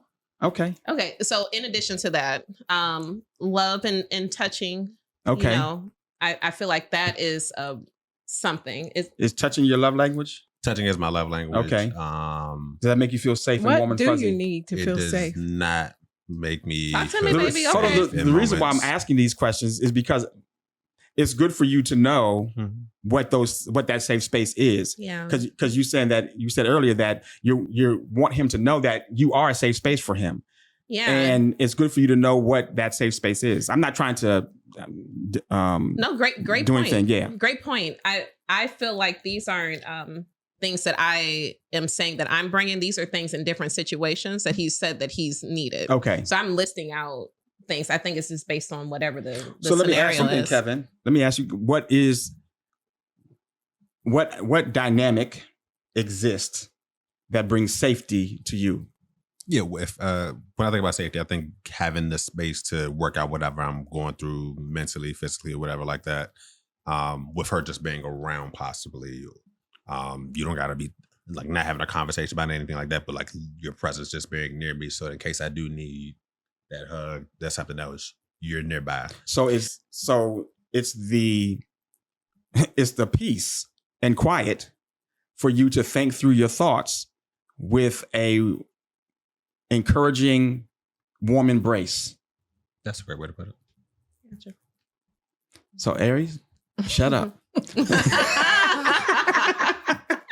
Yes, no, I was kidding, possible. but I'm not saying. I'm just being facetious. No, I got you. But that's a safe space for him. Yeah. So I know sometimes men have a attribute of where they need to process stuff, so they'll go into their cave. That's true. And then they'll come back out and want to share. Is that kind of like your process, like when you like you are processing, thinking about something, so you need to be alone, whatever, and then you'll come out and like say, do you get to that point where you want to share this stuff with Aaries to try to get her thoughts about, well, what do you think about this? Does that ever happen? I used to be like that. That was how I kind of grew up, was I need to withdraw a little bit to figure something out and then come back out once I'm ready. I quickly realized that doesn't work in my marriage, where Aaries sees that as I am leaving and I am not present the way that I need to be for her if she does need me. Like if it's done in a dramatic fashion, sure, but not just like. I mean, was you going out the door to think? I was just going to another room or something like that, but that's different. So what works for us now, me now, is her being around, me still having that kind of quiet time, peace to just reflect, think, and process. And I've learned that does work now to give me that level of safety and bring me back to where I need to be. Okay. Noted. Noted. And the part that's missing, so noted, seal the deal, noted, understand, we'll move forward with that. The part that is missing though is, depending on what we're talking about, if it's just him trying to work out whatever his own personal thoughts are, cool. You ain't got to come back to me with that. You need me to cook you something. You good? I got you. Take care of yourself. But if it's something that's dealing with us and has impact on us, you got to come back. Yeah. That's the discussion. So Yeah. if it's just working with you individually, cool, do your own thing, supporting that. But if it has to do with us, it's the come back situation of let's talk this out. I think where we kind of shifted when it was small talk and it was little and it wasn't too big, it was easy to come back and, hey, Aaries, this. I think when particular things got larger, Mm-hmm. and then now it's like, okay, Kevin, it may expose a vulnerability or weakness or an insecurity or something like that. Those things aren't coming back. Yeah, those are the things that aren't coming back necessarily. Those are the things that he may keep those things within him. And then I may see it manifest in other areas where I'm checking in like, are you good? Like, like I'm seeing this. And then it may be, it's possible to have a trickle effect of like poor decisions that may come up after that. And it's like, well, dang, we could have talked about it already. Then you could have used the strength that I have to work out this problem. Yeah. But because you're working it out by yourself and it impacts us, like you're not getting resolved as quickly as it could have been. And that's why I'm saying where the safety and the trust is. Like, I'm safe. Like, come to me. Yeah. This partnership, like, you got a gift in me. Like, there's so many things that you can utilize within me. That's your helpmate right there. Yes. And that's the part I think in our early part of our marriage that we're still developing, that you're not in this world by yourself anymore. And I don't think there's anything else more that I can do and I'll keep trying. You point out some things, but I don't think there's anything else that I can do to make myself as more available than as I am. You wanted gentleness with this. You wanted a change in that. Cool. So when you're ready, needs to be sooner or later. You gotta bring it back in. Okay, I have a question, Heath, and I want you to answer. How can a man, what can a man do? How am I ask this question? To feel comfortable to come to his wife who has a whole bunch of good ideas or help make things that she can enhance, because that's what she's there for. But how does he come to the wife if he's feeling kind of vulnerable, or it may be a weakness and it's not like his strength? So instead of him feeling okay coming because it's her strength, how does he come and still be the man and the leader and still feel good about himself, even though it might be a weakness or he feels vulnerable and he's not really that great in that area? How can he come strong to his wife who can really help? That's a good question. You have to know that you're not that good in that stuff, in that area. How do you be okay with that though? Because I think that just takes time. Okay. That takes time because being okay with it is messaging that you're hearing other people from your past tell you are about that. Like, you're no good at this, you're no good at that. Even if that other person is that person's yourself, based upon the values that you have, based upon what you perceive yourself as being, but yourself as not actually having achieved that yet. And so you may look down on yourself. There's a lot of negative self-speak, a lot of negative self-value that you may have about yourself that won't make you okay with the fact that you don't know this, or you're not this person, or you don't have these things. So that is not something that will rectify itself by anybody externally telling you otherwise. You have to work on yourself with that. So let's say you do accept that, okay, I need to work on myself with that. Then what are the mechanics, or what are the mechanisms that you need to do to actually be okay with coming forward?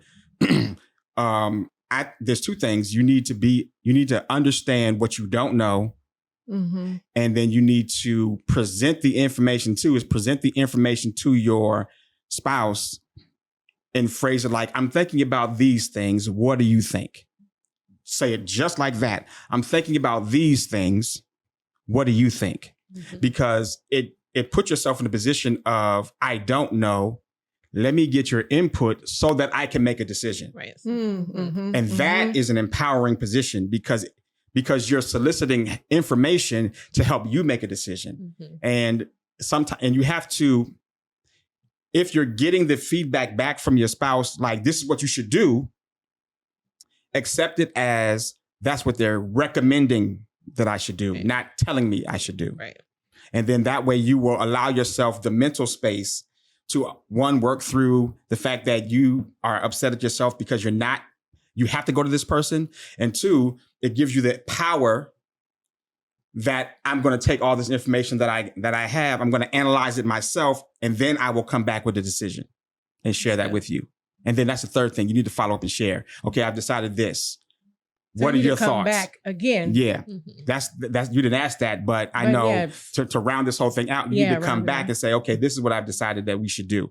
Whoop, up the bam. Based on what you told me, and then I went back, and so this, that, and the third, blah blah blah, and then say, what do you think about that? Okay. Because she may have some more information that, based upon this new information that you've given her, that you need to go back and reprocess. So don't come back. Don't accept that your decision is final. Accept that your decision is anywhere between 60 to 80% of the final decision. Like, okay, this is the 60 to 80% of like what I'm going to do. I'm sharing this with you so I can get information to make the other, to fill in the other 20 or 40%. Does that make sense? Yep. That makes sense? It does. Mm-hmm. You were going to say something, Kev? I had a question within it. Sure. Something that I used to do that I've since not been as good at doing it consistently is, I have an initial thought about something, processing an idea, processing in general, and I'll share like the root as soon as I get the thought with Aaries, and I'll be looking for more of like an appetizer towards the thought. And what I'll get sometimes is like the meal is made, and I'm trying to work on, because it was so helpful when I used to do it a lot more. Saying in a very husband-like manner, like, hey, I'm having this initial thought. How can I just share it to where I am getting maybe a 10 or 15 minute kind of conversation towards whatever I just broke off, or so instead of like 3 hours or something like that, towards something. It's only 3 hours when Kevin talks in circles, and then it's like, what did you say? It's not that, but I get you. I understand that. You should go back to that. You should go, because I felt hold on, did you have a question for me? The question was, okay, how can I used to actually say something, probably not in the best way, that I just want to advertise to this. Okay. Not the main course, and that wouldn't come off right at all whatsoever. Yeah, so you don't say that. You I'm say looking for what you want. Possibly like a terminology or a way of going about it to where I am being respectful as a husband to my wife, to say, I only want just your quick general thoughts, your very general thoughts. Right. So 2 things. One, you need to recognize who you're asking. That's first off breaks. You need to recognize who you're asking, because if you're asking a chef for a quick breakdown of a appetizer, they're going to give you a chef's version of a quick breakdown of appetizer. So you need to understand that you're asking a chef about how to break down the appetizer. So you need to then, if you want a quick high level bullet point, you need to scale back the scope of your ask. And what I mean by that is, don't ask for like, what do you think about this idea? Ask her about a smaller portion of the idea that you are thinking about, because then that will narrow her scope of view about what she comments on. Hypothetically, let's say that someone does that. I agree with you though, Heath. That would be helpful for me. But immediately the follow-up would be like, why are you asking me this? What is the what's the meat and potatoes. Yeah. So of then the response would be, I'm just thinking about 3 things and I wanted to get your input on stuff. And then she would probably ask, well, what are you thinking about? I'll get back to you. I'm still ruminating on some things. I think, it's just the follow up to the thing. If it ever goes, if it needs to, go in that direction. Honestly, if you just say I need something quick, that's cool too. I can, all the things Heath said, I can do that. Okay. That's Yeah. Believe Okay. it. I can do that. It's fine. One of my challenges that I have had that I'm still working through is what I perceive Kevin's expectation of me is to be more so of a lower level thinker as well. And that has been a challenge in a few different ways of like, do you remember who I am? Like, do you know, like I have a brain? Yeah. Like, I have a brain, like, and this type of thing, like it excites me. Anything on an intellectual level excites me. So that's why I said some of it is like self-interpretation of like maybe how sometimes you may feel about yourself or you're interpreting it. Like it's not necessarily like, oh, she coming at me. It's like, no, like I'm like, this is in my area. Like I can't wait. I'm excited we're talking about this topic type of thing. And it may be too much for you, but it's not necessary. Like it goes back to, it's not bad. It's not a wrong thing. It's just, you may want it in a different way, which one of the great qualities about me is that I'm not stuck in my ways. So all I need to know is something clear. Like, what is it that you want? Cool. All you need now is the opportunity to display different behavior. Let's do it. Okay. I think, Aaries, you are very emotionally intelligent. And that emotional intelligence extends itself into a lot of different areas. And so one of the things that I had to learn, because I likewise, as you, have that perspective when it comes to topics, when it comes to relationships. And so when I was around a lot of people and they would ask me questions, I would have these deep answers and can go deep. Specifically, well, I won't get into specifics. And so what I had to learn was, and not everybody wants that all the time. Mm-hmm.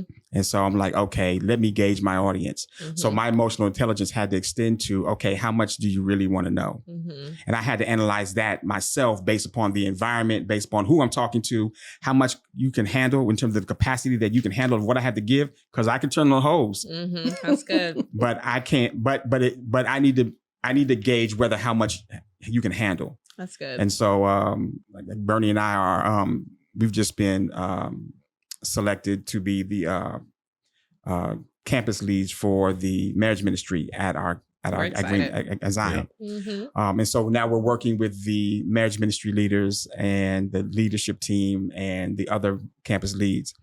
And one of the things, Bernie and I have been married 26 years. We've been working with couples 24 of those 26 years. The other couples that are involved have been married like 17 years, which is a long time. I don't know how much experience they have in working with other couples and stuff. But when we're in the meetings, I have all the answers to every question that they ask and that they haven't asked yet. Mm-hmm.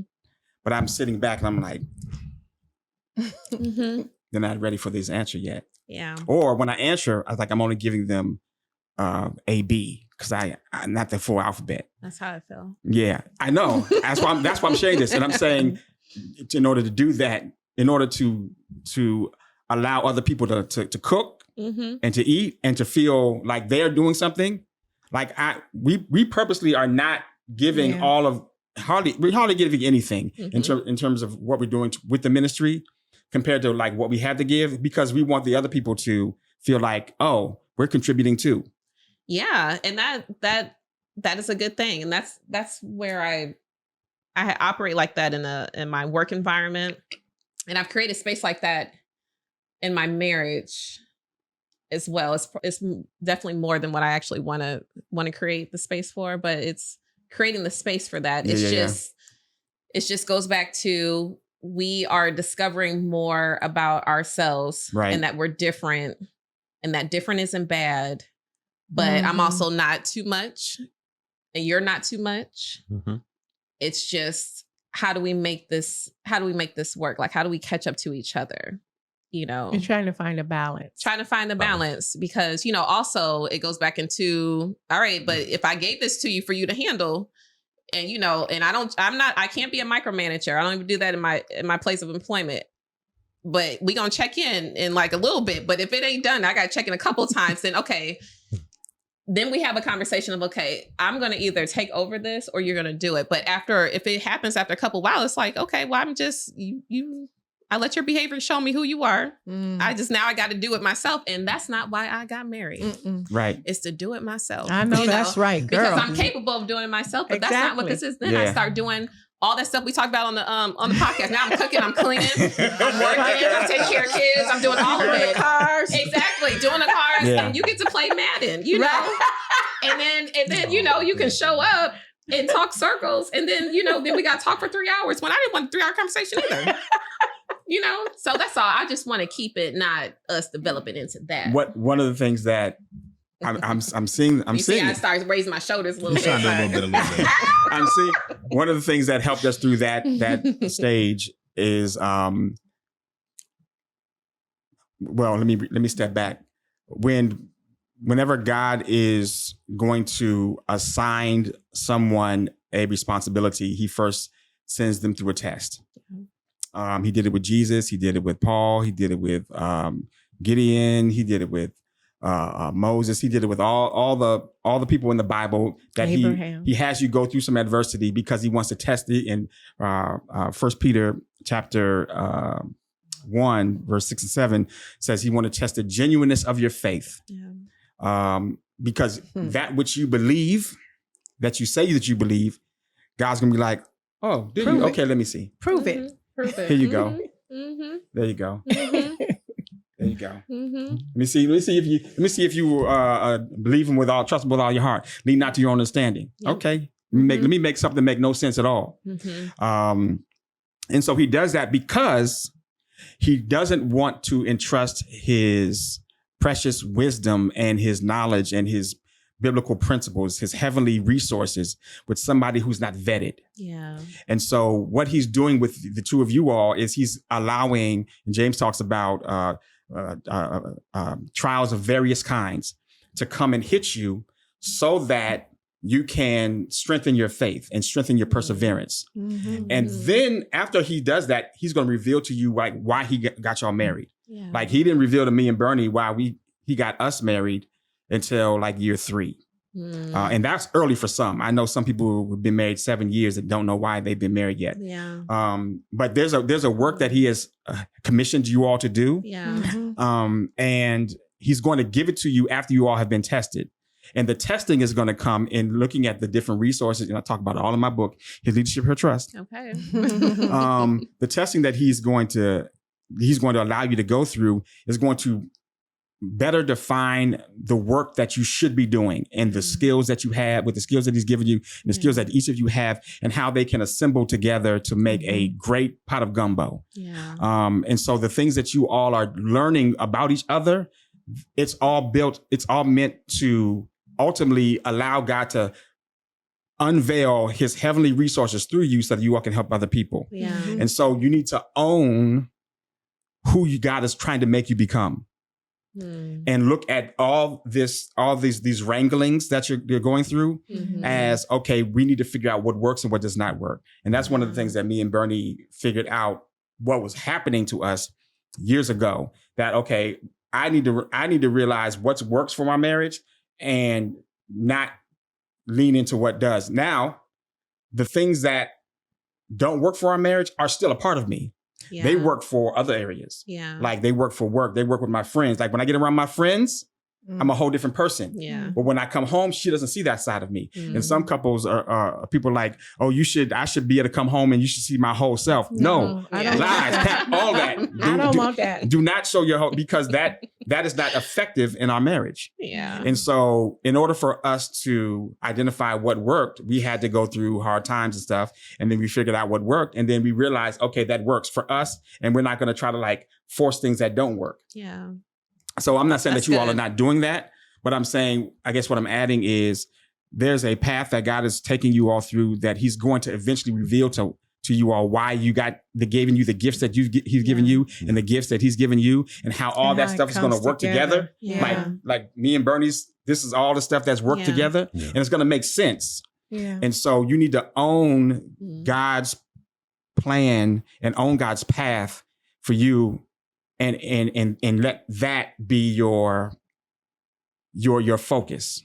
And I say that That's good. all as a preamble to say the kind of man that you need to be, Kevin, and the kind of woman that you have to know how God is going to use you as a head of your family and use Aaries as your helpmate to do whatever he wants the two of you all to do.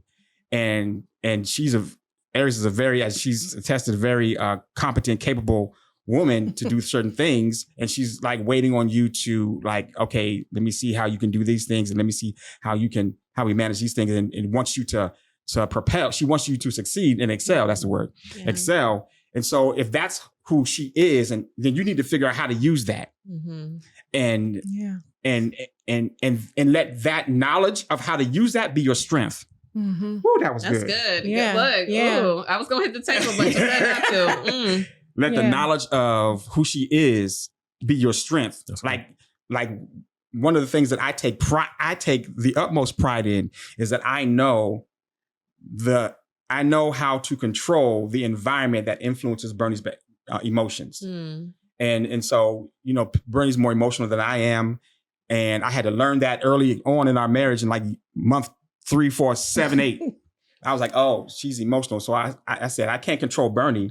So let me control the environment that controls Bernie. Yeah. And so that way I can influence Bernie's emotions, or if she's up or down or wherever she is, I just need to know, okay, what caused it? Okay, let me adjust that environment, and then that will eventually adjust her mode. And so I've mastered that now. Yeah. Mastered in the game. Okay. And so I can see anything and know how to correct it to get the right mood for Bernie. That is like a huge thing that I have that allows me to say, okay, God, this is what I want us to do. This is what, God, you've given us to do. Now, how can I change the world to influence Bernie to come along with me on the vision that you've given me? Yeah. See how that works? Yeah. That is so funny, because sometimes I'll do stuff and then he'll say, I've been praying about that. I said, that's why I did that. I don't even know I did. You've been praying? Yeah. Oh, that's why that came to my mind. Even to that. the point, like, there's some things that I'm like, okay, I have an issue with Bernie, but I don't take it to Bernie first. I first pray about it, like, okay, what did I do that caused it? That's like, if something Bernie's not doing or is doing that's irritating me and it's been on my nerves for a while, I'm like, okay, what have I done to cause Bernie to do that? What have I not done to cause Bernie to do that? And I think about that. And if there's something that I need to do, I'm like, okay, let me do this first. And then I remember one time there was something that was really, really serious. I don't even remember what it was, but I was like, I need you to fix this, Lord, because if it's not Bernie, if it's not me, then it's Bernie. And if it's Bernie, then I'm going to do this. Yeah. And it's going to affect Bernie's emotions really bad. And I don't care. Yeah. Because now I'm on some, okay, now I know it's her. So now let me deal with her, Bernie. Yeah. But I was like, let me pray about this. And then like the next day or 2 days later, the Lord fixed it completely. And then I was getting what I wanted. I was like, okay, thank you, Lord. I appreciate that. Because I didn't want to have to like bring the wrath of Heath Wiggins on my wife, because that's not, she don't deserve that. I don't even know. She don't, and she doesn't even know what it was. No, I don't want to know. Like this, and so what I use that example to say, I've learned how to control different environments so that I can affect Bernie's emotions, so that when it's time for me to move in what God you told me to do, I got her buy-in. Yeah. And that's what I'm trying to convey to you, Kevin. You need to figure out how you can hear from God and then get Aaries to be in the direction that you want to go. And you have to understand that you don't have all the answers. You only have 50% of the answer, or 60% of the answer, or 40% of the answer. And so your skill set will be like, Aaries, I'm thinking about these things. What do you think? Because I want to move here, but I'm praying about it. But let me get your thoughts real quick. Okay, thank you. Let me take that back to prayer. And I don't have all the answers either, but I like to research and I like to pray. So somehow we're going to come back to something. Yeah. So any thoughts about that?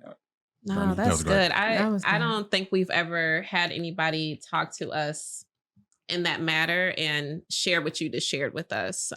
Even thinking about why God brought us together. because we do know God was in it the whole time. Yeah. You know, in the time where we felt like there was a point where it was like, okay, was it us? Did we rush through this, Lord? Okay, it's time for us to split. Like we're good on this. This was a good experiment. Right. You know? Right. But it was at that time that God really did kick in for both of us. Like God speaking to us separately, like giving me a vision. And speaking to Kevin as well, to keeping us together. But we've never had anyone speak to us about, you know, there's purpose in your marriage. You know, and that this is a time where God is testing us and helping us to connect in ways and will reveal to us what that purpose is. So yeah, we appreciate you for that. I feel like y'all are in that accepting stage of learning those differences and just accepting it and valuing it. Yeah. And that's the test that you go through during this and that's early good years. And that's good that you are accepting that now in year 2. Yeah. Because it's a lot of couples don't accept it, accept their differences. And 2, that is the pathway that eases the road for how to deal with the transitions or the life stages that you're going through, of the different things that you are experiencing, of different work things, of different family things, of different emotional awareness things. When you start to accept and look at all that your wife or husband brings as information, you're like, okay, this is information. Now what do I do with this information? It's data. Yes, it's data. And you're like, okay, now how do I analyze this data? How can I use this data in order for us to have a good holiday vacation trip and not get on each other's nerves, because she pissed me off right now. Yeah, I mean, but you start you're like, okay, yeah, all right, okay, I can take this information. Okay, I'll put that aside. I'll deal with that after the vacation. Yeah. Yeah. Good. Yes. You picking up some things? I'm picking up some things. Get back to my notes. Yeah, right. Yeah. So we again, so if this information was helpful for y'all, please like and subscribe and comment. Give us your thoughts about what we shared with Kevin and Aaries, and make sure that you follow the page and stuff, because we have some great more content coming down the road. But we did want to ask you as we close out. We like to ask, or we're starting to ask. Do you have any questions for us about where you are currently, or where you are, what your next stage is? Any questions that you want to have for us? You want to go first? You can start it out. Okay. So you kind of actually blessed us, like, as I mentioned before, of like what we should be expecting, but we're year 2 going on. This will be our 3rd year of marriage. So, you know, we bought the house, you know, see where God has for us for the family planning type of thing. But as far as like we're concerned, what else should we be expecting based off of your experience, professional experience, personal experience, for year 3, really? I gotta go. That's so long ago. You go. So for year 3, based upon where you all are currently, okay, let me ask this. Sure. Preceding question. Okay. Where do you have unity currently? Where do you have unity on where you're going, or what your trajectory is currently? Wanting a child soon. Big overall theme is breaking generational curses. Getting more centered on God. Yes, and we still have unity of actually still liking each other and wanting to like be around each other, and realizing when like our tank is kind of low, like where we need to spend some time together, something outside of like the norm to like reconnect. And that really is a strong suit for both of us. We've transitioned into being best friends now. Okay. Yeah. Which is pretty cool, because, you know, we weren't that before. I think we went straight into the lovers phase, and then like we like each other. That's cool. And then we started to build more trust with ourselves to turn into friends. And now it's more, let me tell you, you know, a private thought that I would have kept to myself, transition to that best friend phase. So, you know, I think the friendship part, that was something that we were kind of missing before, because I was like, how we love each other so deeply, but we can't get over this little, you know, small thing, you know, that used to devastate me. But now we're starting to let certain things go where it's just like, this ain't no big deal, you That's know, good. and That's I good. don't want to be mad at you because life is like kind of empty, you know, for these like 2 hours that, you know, it's cool because I'm watching a movie, but once that movie's over, it's like, where's my friend at? You know? Like, let's reconnect. So we're starting to decrease that time where the enemy can really come in and cause some disruptions. Okay. I mean, that's where I'm as a quick evaluation. That's where I'm kind of seeing it. Where at what you thinking? I think something. Yeah. I think he's gone back to liking me more. Kevin, I think he had like have a you little, gone? Do you like her more? Yeah, I think he's back to like I liking love me and like more. you so much more every day now. Yeah. And not fighting me because it's like we're not brother and sister for real. Like, Wow, that's funny. That's funny. Yeah, you know, like spouses that fight like brothers and sisters. That's funny. Like we ain't related. Like I'm your girl, you know. You but yeah, I think he's back to. I understand where she's coming from more often than not now, which is very helpful. Yeah, I'm not coming from like a place to hurt him. She's not coming at me. She's not your enemy. Not your enemy. Yeah. So based upon where you all are with that information, and there's two phases. One is what God is doing, which I really don't know. I do know, but I don't know. Just based upon how God be moving in relationships. Yeah. But where you are now is you all are finding there's a book that called it, I can't remember the name of the book, but it's stage 3 of relationships. Every relationship has 4 stages. And one is like the infatuation stage, which y'all been through. The other one is big time. is the security stage, which is where you identify this person as like, I feel comfortable with him, I feel secure with her, and so forth. And then third is I'm seeing the chinks in the armor stage, and so y'all are in that stage right now, the chinks in the armor stage. And so in this stage, the purpose of this stage is to identify the chinks in the armor, but personally, individually, and collectively as a couple, is to not allow the chinks to be adversarial, but to comport yourself to be complementary to one another. Okay. And it's really an individual work that you have to do in order for me to value Bernie's chinks as a chink and see how I can buffet that, how I can support that, and accept that that's my role. And that is not a small thing.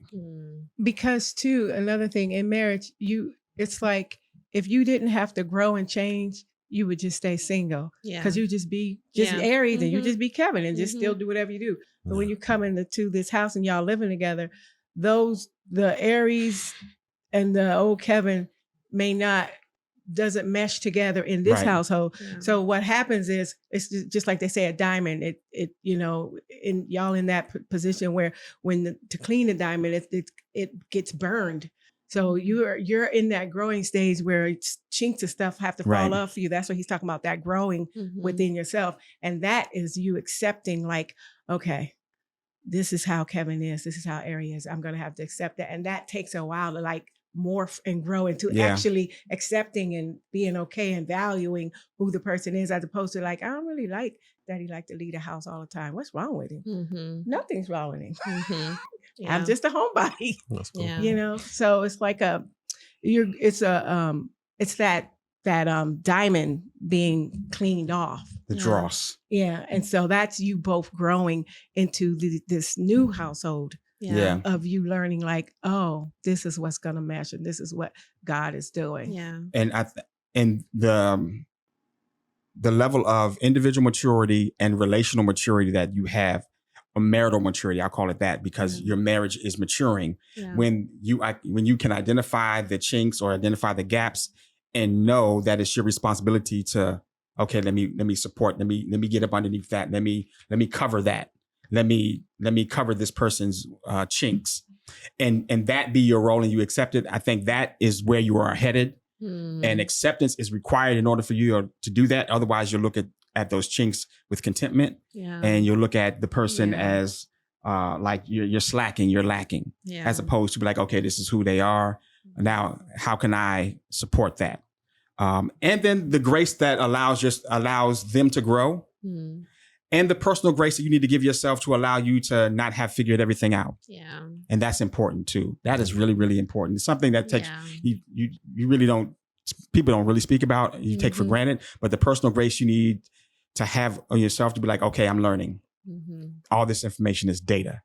And I need to know how to analyze it. I'm not a master at my wife or my husband. I'm learning. And so I know that I'm learning, but that's the thing. If you know you're learning, then be learning. Don't speak big bravado, big chest like I know all this. Right. Don't do that. And that because the juxtaposition is you talking big chested, but you don't know what you're talking about. Right. So if you accept that you don't know and you accept that you're learning, then it puts you in a posture of, okay, I didn't know that. Yeah. And I've heard you all say multiple times, like, okay, that's good information. And they're like, okay, bet, I'm good. And the good thing about you guys that I'm seeing, that I'm liking, that you already know that there are some differences and you're already in that mode of accepting and valuing, because I'm telling you, when couples don't do that and they just keep bulldozing ahead, they look 10 days later, not 10 days, 10 years later, and they have set up a precedent of that. What started at the beginning and nothing changed because everybody was on their heel with their flag. Yeah. And so now they're 10 years later just living in that kind of environment. Yeah. And I know y'all don't want that. No. And I can see how you all are already like, okay, how do we like grow? How do we change? Very how malleable. Do we accept? How do we? And a lot of, that's big because, and this happens. This is the adjusting, the work that people talk about in marriage. Yeah. This is the work they're talking about. And it happens in year 1, 2, 3. But when you don't adjust and shift and change and grow, people are miserable talking about I've been married 10 years, but they're like very miserable and not happy. Right. Yeah. So it's good that you're not setting up that precedent to like be in that state later on, because marriage is a beautiful thing. Yeah.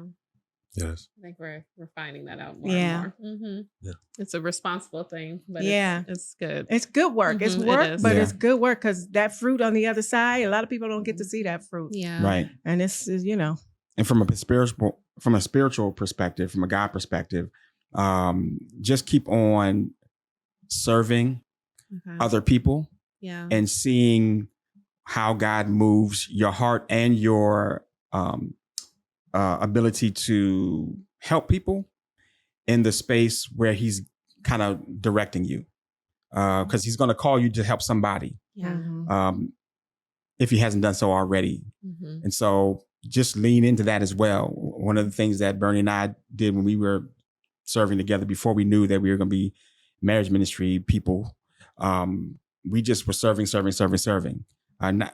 We just served in church, but I'm saying maturity says don't relegate it just to church. Yeah. There's other areas outside of church that you can serve, because eventually God's going to be like, okay, I want you to come here and do these things. Yeah. So find out what that is and be comfortable with not knowing and be comfortable with exploring different things. Yeah. And don't feel like if you chose one thing and you didn't like it, then this is what I mean, be careful.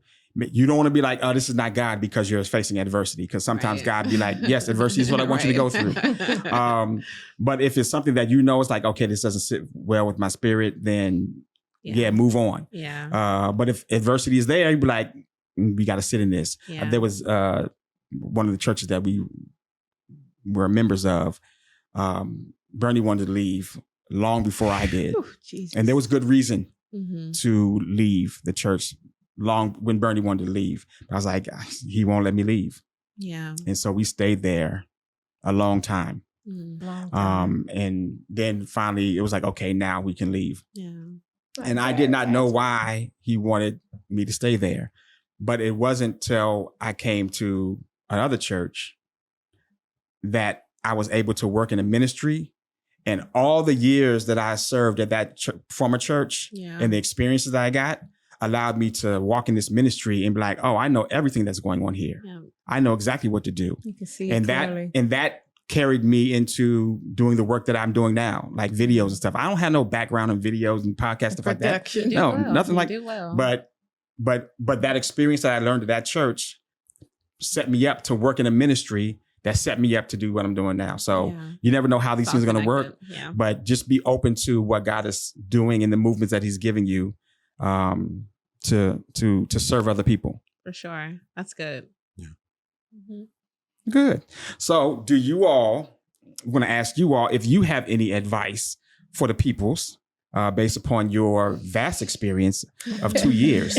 But you all been through a lot in 2 years. Yes. Very much Do you so. have any advice you would like to share with people that are in your path or are about to take your path? Yeah, that it is okay to move forward if you're hearing from God. That it is okay. But also when you're in the dating phase, for me, this is what I've been sharing with those who are dating and that I'm connected to. It's an observation stage, in my opinion. You are observing. You're not in the person's life as you're dating them to change them. You are observing. Who are they? You know, how do they respond in these situations? And then you make your decision from that. Like, you just don't go along with it because somebody else likes you. Okay. But you make your decision, and that you are a part of your decision-making process for your life. So you're observing. And when you get to whatever your next stage is, when I was dating Kevin, I wasn't in the process of changing him. I was just like, okay, make note. This is great. Okay, make note. This is gonna be a thing.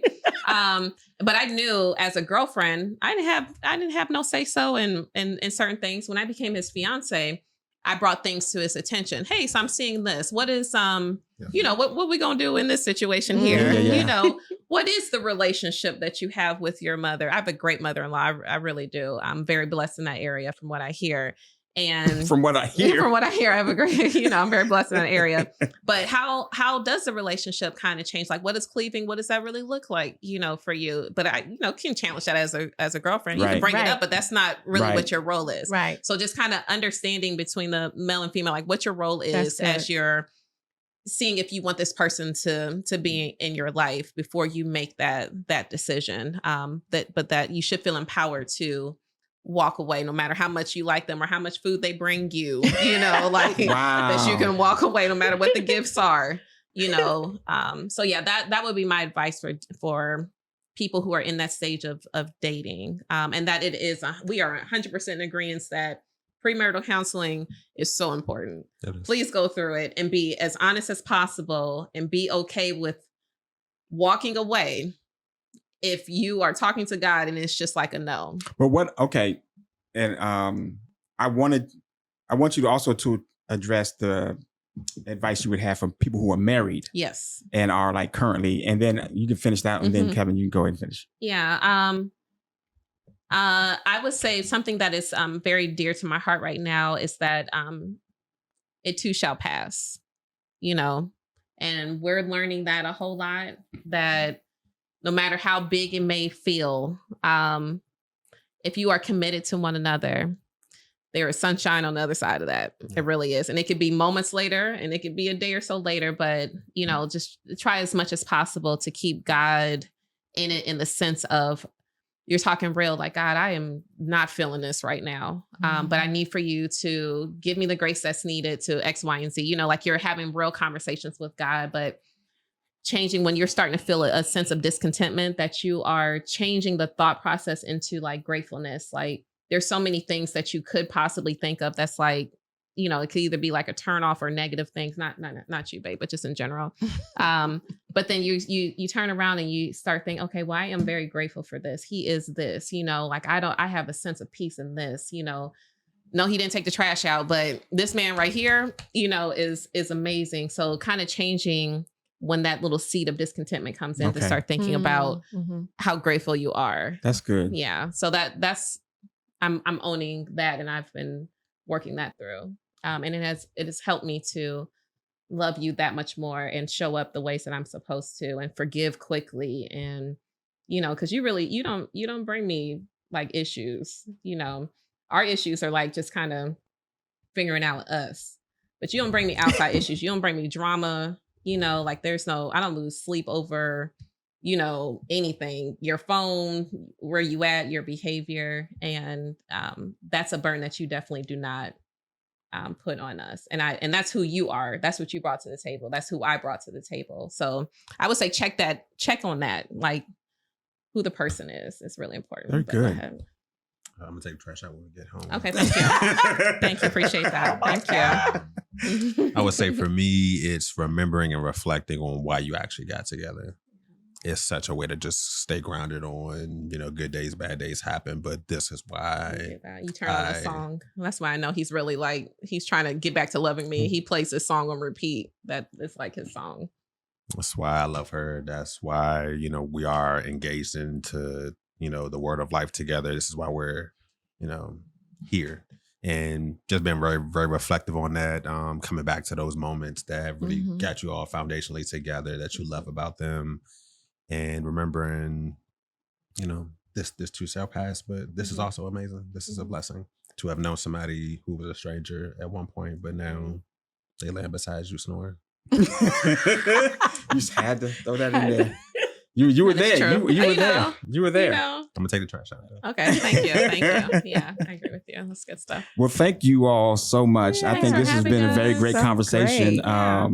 And the things that you all shared and the things that we all shared, I think are great for helping other couples that are going through this same transition. We're focusing this year on newly married couples because we understand the transitions based upon our experience with working with you all in the group and just our experience with seeing how difficult it is to have marriages, to stay in marriages and be happy in marriages because we know the close quarter combat is real. It's real. And people don't refer to it as that, but it's real. It's like, people see marriage and be like, this is great. But okay, it's the ins and outs. And so we wanted to really try to help couples. So we are intentional about bringing couples that have solid experience and are good marriages and people that we have relationships with to come and help people like yourselves get information about how to help navigate these tricky transitions and these tricky waters of newly married people. So we want to thank Goddess of War, Aaries, and Mr. Hampson above. What is it? Above?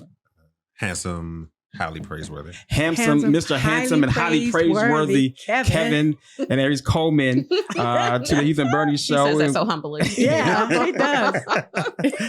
And we appreciate y'all and thank y'all for coming. And so please check out our other videos on relationship stuff. And so we will see you in the next episode.